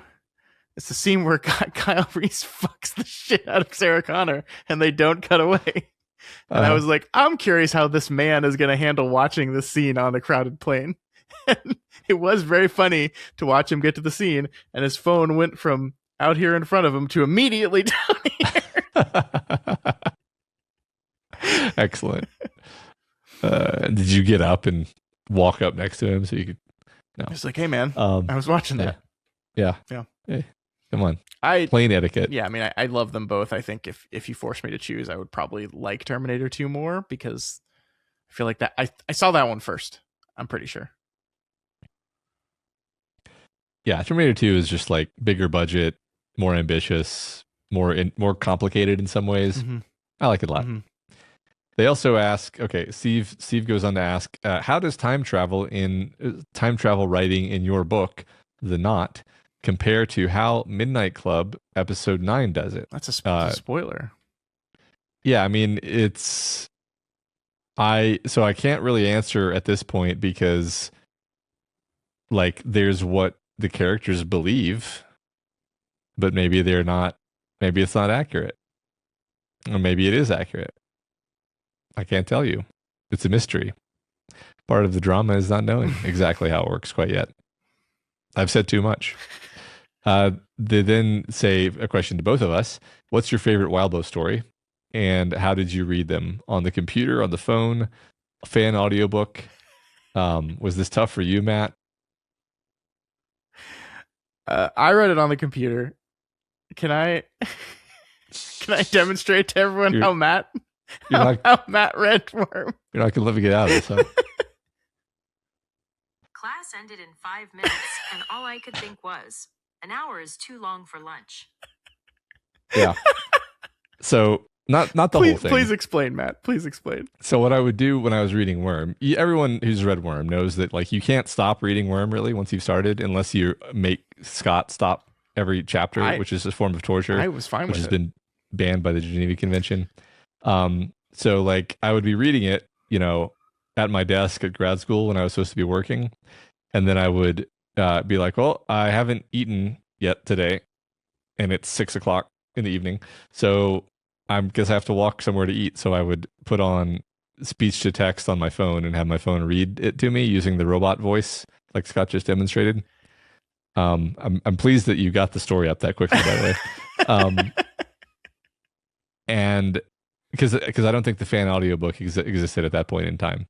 By the time we got around to doing the podcast, the fan audiobook was done and we were able to use that, or I was able to use that at least. So. I did this, like, you're awesome, man. I love you. It's the most fucking ridiculous thing I've ever heard in my entire life. That you like could listen to that for longer than 30 seconds. Oh yeah, is absurd. Well, I do it a lot with a lot of stuff. Like I've actually gotten really good at processing the robot voice, where to the point where I hope they never change it because it's so monotonous and like predictable that I can just like digest it easily. Not very dramatic though. Not ideal for reading dramatic scenes, I would say. No, not ideal for reading at all. Look, I am not sitting here as a judge of like what counts and doesn't count as reading. I think audiobooks certainly count. I am very close to drawing the line on iPhone text-to-speech. Text-to-speech. Yeah, and this was in the 2000s, by the way. So we're not talking about some sultry AI voice. We're talking about the one that would randomly switch into speaking French if it found a punctuation mark it didn't like. I'm so glad you asked this, Steve, because this is just this drives me insane that you actually did this. Yeah, it's Scott's been wanting to expose me on this for years. So next we have ToastCat7594, who says, I have been pondering this question for a while, and now that Matt has seen the bulk of Mike Flanagan's work, I think the time is right. What are y'all's fan castings for the upcoming Dark Tower series? Primarily using Flanagan's pool of regular actors, but you don't have to stick to them exclusively. Personally, after seeing the performances in Hill House and Bly Manor, I think Oliver Jackson Cohen would be incredible for Roland. This is a fun question. I think I'm just going to stick to Flanagan's pool of regular actors. I am almost positive that the Dark Tower will feature actors outside of the Flanagan family. But those aren't as fun to fan cast as the people, like, as it is fun playing a game of like, of the people we know he likes to work with, like who's going to be who, you know? Right. I'm going to put my foot down right here and say, not only am I fan casting Rahul Kohli as Roland, but I think that's who it's going to be. I have no inside information. I know nothing. This is purely my own crazy brain, but I think that's what's going to happen. That's what I think. As far as some of the other characters, it gets tricky. It's tricky, Matt. What do you think? I mean, that's what I was going to say about Rahul, by the way. It gets tricky because there's not that many slots to put people into, right? Yeah. Well, and like, I mean, so you have Odetta, Susanna. You can't that actress has to be black, right? Like, yeah, right. You just like there's no other option there. It is core to the character. There's a fairly like there's a good sampling of black actresses that Mike Flanagan works with that you could use there. I'm just trying to think of who the correct one would definitively be.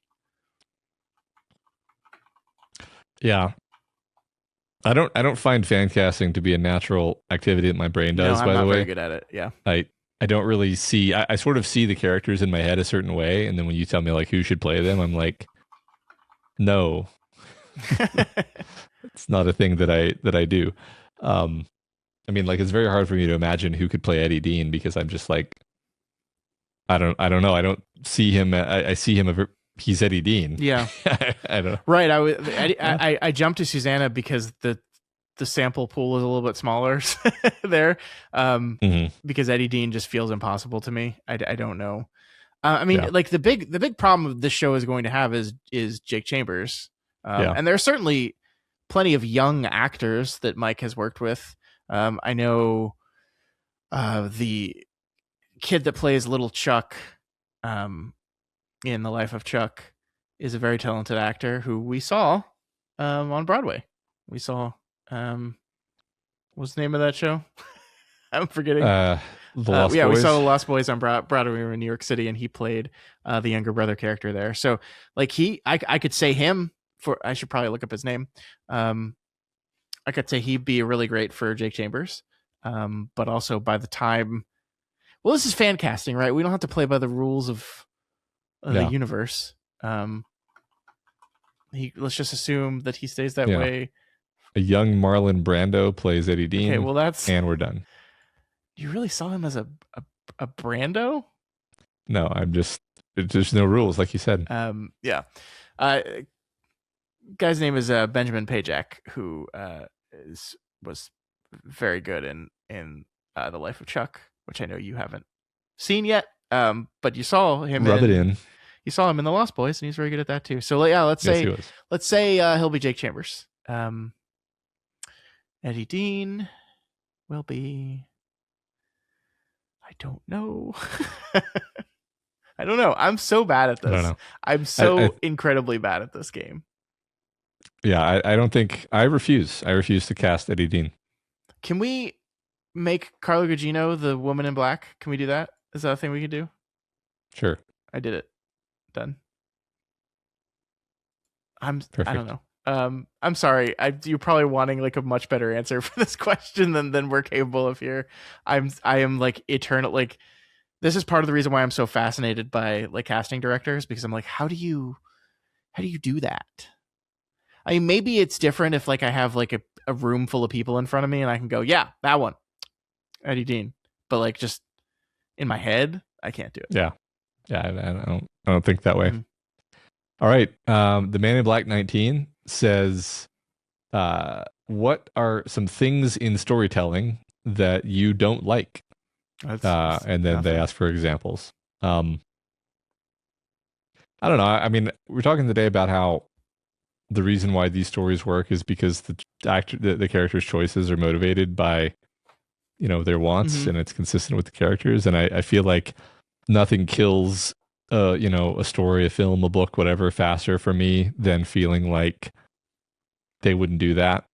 I just immediately lose connection with it, and it just ruins it. Yeah. So that's a good answer. My like pet peeve thing is, look, okay, I want to say this first. Like, I feel like at some point in the world of like internet film criticism, exposition became a bad word. And I don't think exposition is in and of itself bad. It's a very necessary part of storytelling. The little pet peeve thing that bugs me is the as you know form of exposition, where a character is explaining something to another character that other character would absolutely know about, but we have to explain it for the sake of the audience. That like is like nails on a chalkboard for me. I really don't like that, and that's been true for me since we started podcasting. Matt, I've never liked that. Yeah. Cool. Yeah. Was that a long enough answer? I said 10,000 words or less, so we're good. We're good. Yeah, we're good. So we have Brave Run, who says, "Wow, it's my first Doofer Brothers mailbag."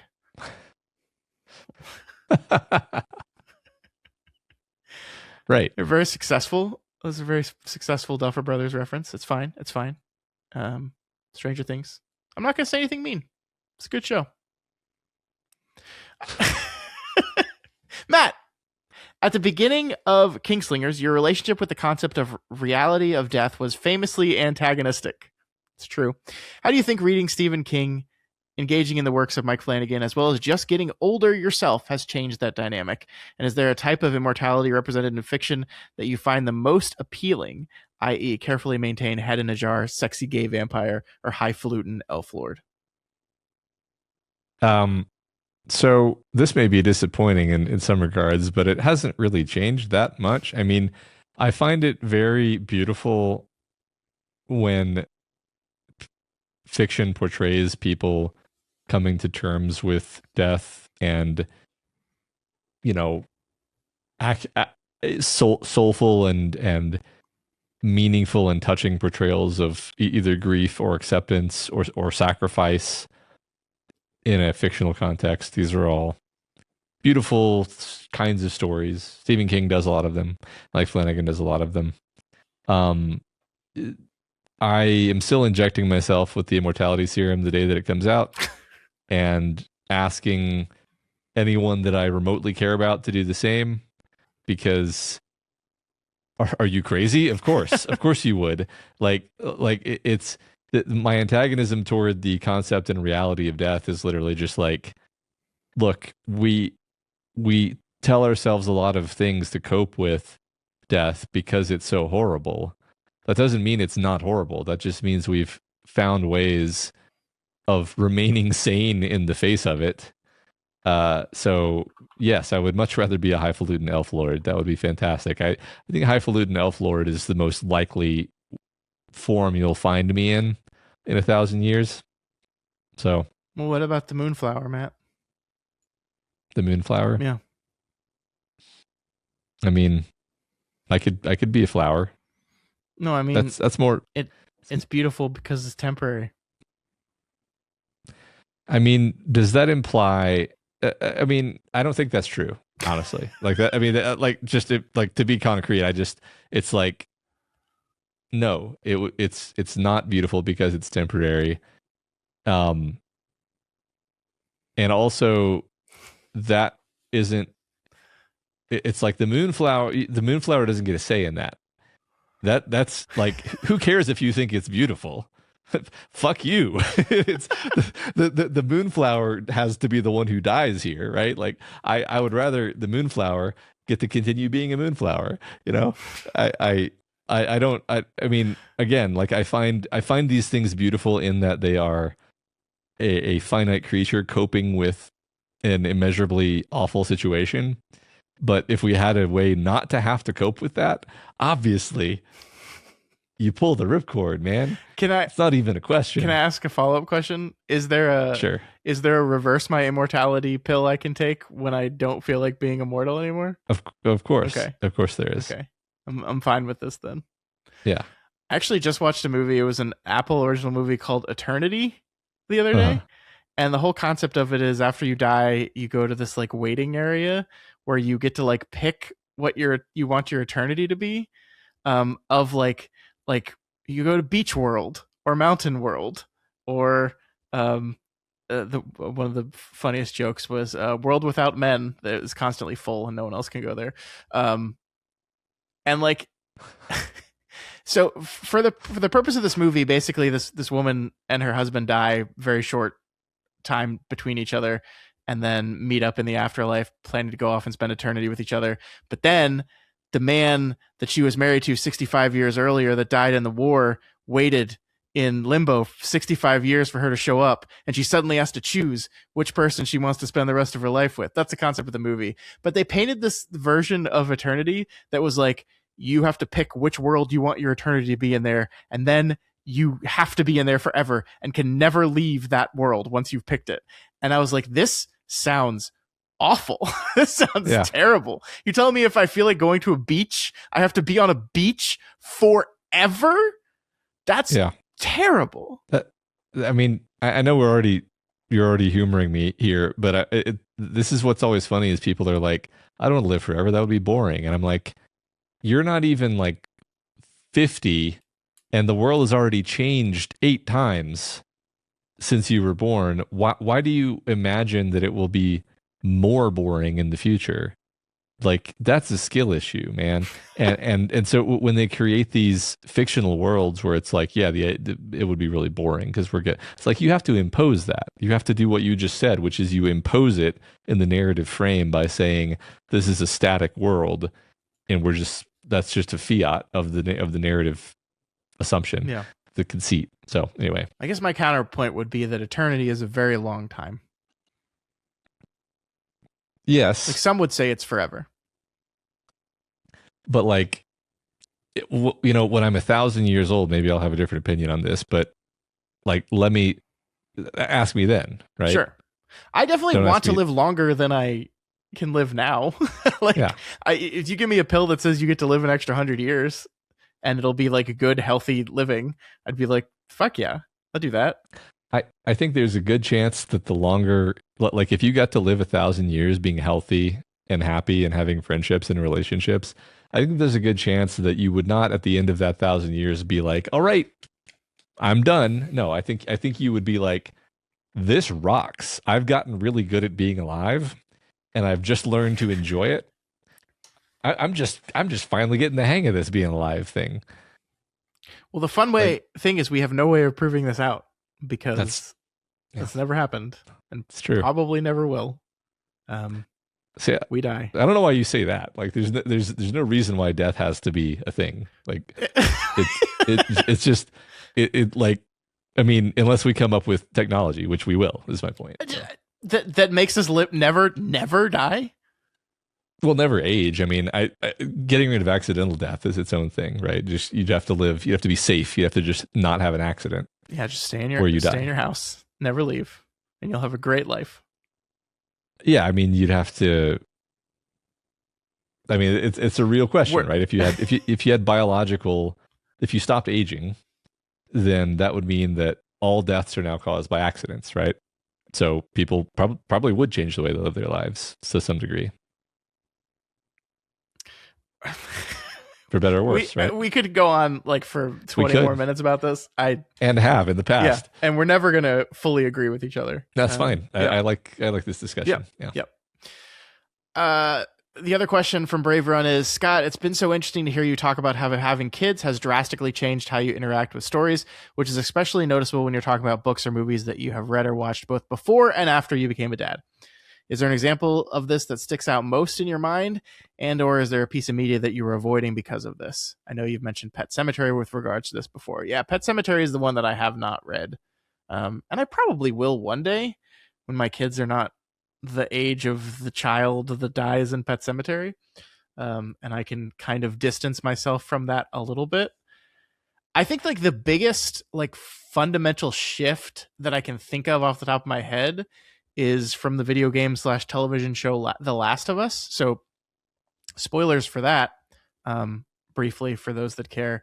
At the very end of that video game and the first season of the television show, the main character Joel, aka you, murder a whole bunch of doctors because this girl that you've fallen in love with as like your daughter over the course of the game has the cure inside her to the zombie-ness, but the only way to get it out of her is to kill her. And when I played the game pre-parenthood, I was much more conflicted on what the correct thing to do was, whether you let her die to save the world or do whatever you can to save her. After I had children, I would have killed every fucker in that room to save my child. And I would not have even hesitated. Like, sorry, world. Maybe that's horribly selfish. Sure. That's my kid. That's my baby. And I will not let anyone hurt her ever. So yeah, that was like the one most noticeable, most in my mind, fundamental shift in how my almost how my brain was wired before and after having kids. Yeah, I've not played that game, but I think that probably most parents would agree with you on that. Yeah. Cool. Good question. All right. Yeah, thanks. Next question. Sandy Bones asks, do we have any tattoos? Nope. No. I have, I believe what is medically called hairy as fuck syndrome. I just have a lot of hair on my body. So I always feel like if I get a tattoo, it's either just going to get covered up with hair or I'm going to have to constantly shave that area of my body to make the tattoo visible. So I just haven't done it. There have been times when I thought about it more or less seriously, and then I always end up deciding not to. And then that actually reinforces my ongoing decision not to, because I'm just like, well, if I had just spontaneously gotten that tattoo that I was thinking about, then I would be stuck with it. And I now know that I am glad I didn't do it, you know? Mm-hmm. So. Yeah, I have nothing against them. Just haven't haven't ever either found something that I wanted on my body permanently or enough to deal with the particular problems that would come with it for me. Yeah. Every once in a while I see one that I just think is incredibly sick and feel a little jealous, but yeah, that doesn't happen too often. We've had a lot of listeners show us their Dark Tower tattoos, and they always look awesome. And I'm like, damn, I wish I was a completely different person that could pull off that tattoo. Yeah. Also, if you could get them and just be like, they last 10 years, then I might get them. Oh, so you think they're better if they're temporary? Is that what you're saying? So like if something's maybe a little bit more beautiful if it doesn't last forever? Is that See, what you're... the metaphor here... Is that what you're saying? The metaphor here is that I don't want to be the tattoo that is erased. I want to be the one who erases the tattoo. Okay. Yeah. Sure. Yeah. Whatever. Because I can't enjoy the tattoo if I'm dead, Scott. Next question is from OG Energy Vampire, who says, have you guys thought about doing another live show? Maybe at the Stanley Hotel. Yeah, we've thought about it. We've worked towards some of it. And then some of that working stalled. It's probably not going to be at the Stanley Hotel. I can say pretty definitively. They are a very expensive establishment, and for it to be at the Stanley Hotel, it would have to be several orders of magnitude bigger from anything we've ever done before. But I think that's definitely like on our radar and on our docket that we had so much fun at the live event and would love to do another one. So we'll see. Yeah. Yeah. Short answer, yes, but not anytime soon. Yeah. Final question from Kamai 1919. They say, when are you guys joining Flanagan's writing room? And will you remember us little people when you do? Okay. We have actually, that's perfect because we have a surprise announcement to make. No, I'm just kidding. Of course I'll remember you, Kamai 1919. So first of all, extremely flattered by the question. What I'll say is, okay, I think Matt and I are pretty good at what we do. Maybe not the best, but I think we're pretty good. I think the people that Mike Flanagan has in the writer's room are like some of the most talented, experienced, incredible people crafting stories in the business. And I think it's almost insulting to them to say that we could stand toe to toe with them in their writer's room. So flattered, but no. No. Maybe I'm just speaking for myself, Matt. You're over here going like, no, I could do that. Yeah.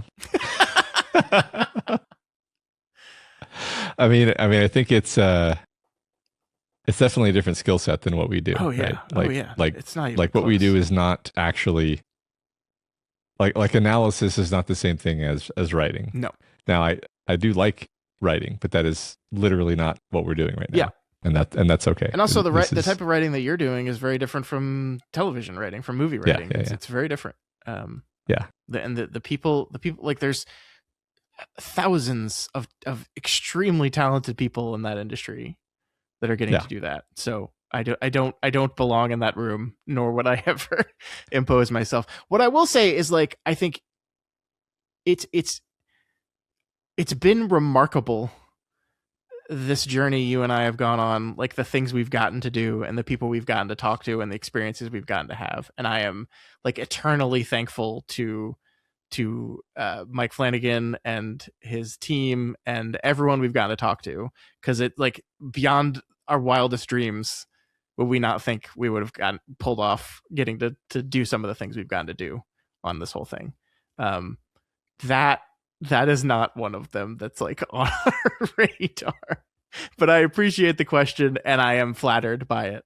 But yeah, no. We'll see. Scott's several minutes of careful hedging and me just constantly cutting his feet out from under him. Yeah. All right, good. Let's wrap it up. Mm-hmm. This is just fun for me. Yeah. No, thank you Thank you for that question, though. Yeah, thank you for the question. Yeah, and thank you everyone who sent those questions in. That was really good. It was really fun. Really enjoyed it. As always, we always think this is the short episode of the series, and then we go on for long because we get so many questions and we want to answer them all. But I think that's it. That's going to do it for the Midnight Club. If you somehow have made it all throughout this entire episode and have not gone and watched the Midnight Club because of what you've heard or because I stupidly said at the very beginning that it's Mike Flanagan's least loved work, go fix that. Go watch it. You will not regret it. I promise you. Yeah. Cool. Next week, we begin our time with Mike Flanagan's The Fall of the House of Usher. This is an 8-episode television series, Matt. So we're going to cover it in 9 episodes with our usual overview episode. But first, before we do that, we're going to take some time hanging out with our guy, Edgar Allan Poe. So we're going to read, I believe, 9 Poe stories over the course of 2 episodes. Most of them are stories that share titles with the episodes of the show, but I think I threw 1 or 2 extra ones in that just tangentially relate, and also I just wanted to read them because it's Edgar Allan Poe. So next week, and you can check this in our schedule, Matt and everyone else, but our show schedule is linked in every single episode of this podcast, so you can check out there. But next week, we are going to be reading the stories The Fall of the House of Usher, The Masque of the Red Death, Murder in the Rue Morgue, and The Black Cat. Are these all new to you, Matt? Have you read these? I thought I read The Fall of the House of Usher when I was really, really young, so I really don't remember it that well. But, if it might as well all be original to me. Yeah. So, yeah. I think I'm with you. I've maybe read 1 or 2 of these. The week after this, just for everyone writing down, we're reading The Telltale Heart, Goldbug, The Pit and the Pendulum, The Cask of Amontillado, and of course, The Raven is the one we'll be wrapping up of. So week 2, I think, is going to be my, I think I've read all of these. And maybe not one. I think Goldbug maybe is the only one I haven't read, but the rest of them I have. But week 1 will be mostly new, and week 2 will be mostly old. I'm now wondering if what I read was actually a story from the Martian Chronicles where he riffs on The Fall of the House of Usher, but I guess I'll be finding out next week. I know exactly what you're talking about.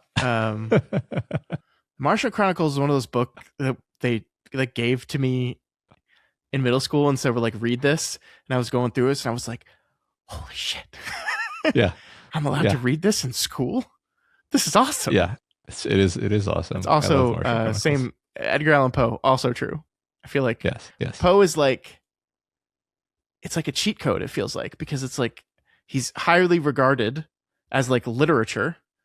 So you get to read it in school, but then it's this shit rules. Yeah. First time I read The Cask of Amontillado, I was literally am I going to get in trouble for reading this story? That's great. In school? I love that. Yeah. I'm excited. I am very excited too. It's been a while for me. I haven't revisited Poe in a very long time. So I'm looking forward to this. And just to say for folks, there are so many Poe story references in The Fall of the House of Usher. We could do an entire show reading every word of Edgar Allan Poe. We're not going to do that. I'm picking the big ones that are titles. A lot of the stuff gets into just name references or one-off references, and we can point those out as we catch them. But I'm really sticking to the big ones that are really that we will see how they intersect with what Mike Flanagan and his team are doing with this show. Awesome. Makes sense to me. I am so excited for this, Matt. It's always fun to move on to a new thing. The Fall of the House of Usher is a really good show, and I think you're gonna have a lot of fun with it. All right. Yeah. Great. All right. Looking forward to it. Yeah. Yeah. Remember, you can reach us via email at flanaganswakepod@gmail.com or over on X at flanagan'swake19. Also, the subreddit at reddit.com/r/doofmedia is the best place to hang out. We don't have a discussion question this week, but you can just see what's going on over there. Mm-hmm. Every episode can be found in video format on YouTube and Spotify. And if you're watching on either of those channels, please leave us a comment and let us know what you think. Yeah, also, please head over to doofmedia.myshopify.com to check out our merch store. Reminder, in honor of Eliza, our artist, we are donating the profits to every single one of her pieces of art on our merchandise to Camp Can Do. That is something that's going to continue on for a very long time now, so it's not too late. If you're sitting there saying, oh, I haven't bought anything yet, you can do it right now. Go to doofmedia.myshopify.com. You can find that there. Lots of cool stuff there. Lots of really great stuff. I have my Crocodile Island Cat Cafe mug right here, which I just adore. It's an adorable little dead cat. I was about to say it's the best kind, but I don't want to. I guess when I say I was about to say and then I say it, then it's just me. It's just me saying it. So yeah. Oops. But yeah.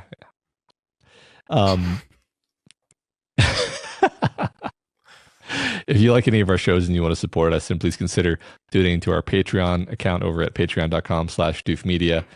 Lots of great stuff over there. Our bonus podcast covering the TV show From.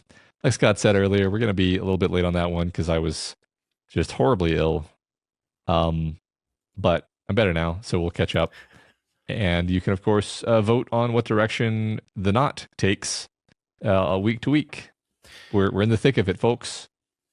Yeah, it's going great. I read this week's chapter just this morning, and I'm really enjoying it. So if you haven't checked out The Knot, head on over to Patreon. There's tons of stuff's going on the Patreon. Last Friday, and I can say this definitively now because it is happening, Matt, but last Friday I did my Stephen King tier list. It went super well. I don't know. I haven't done it yet.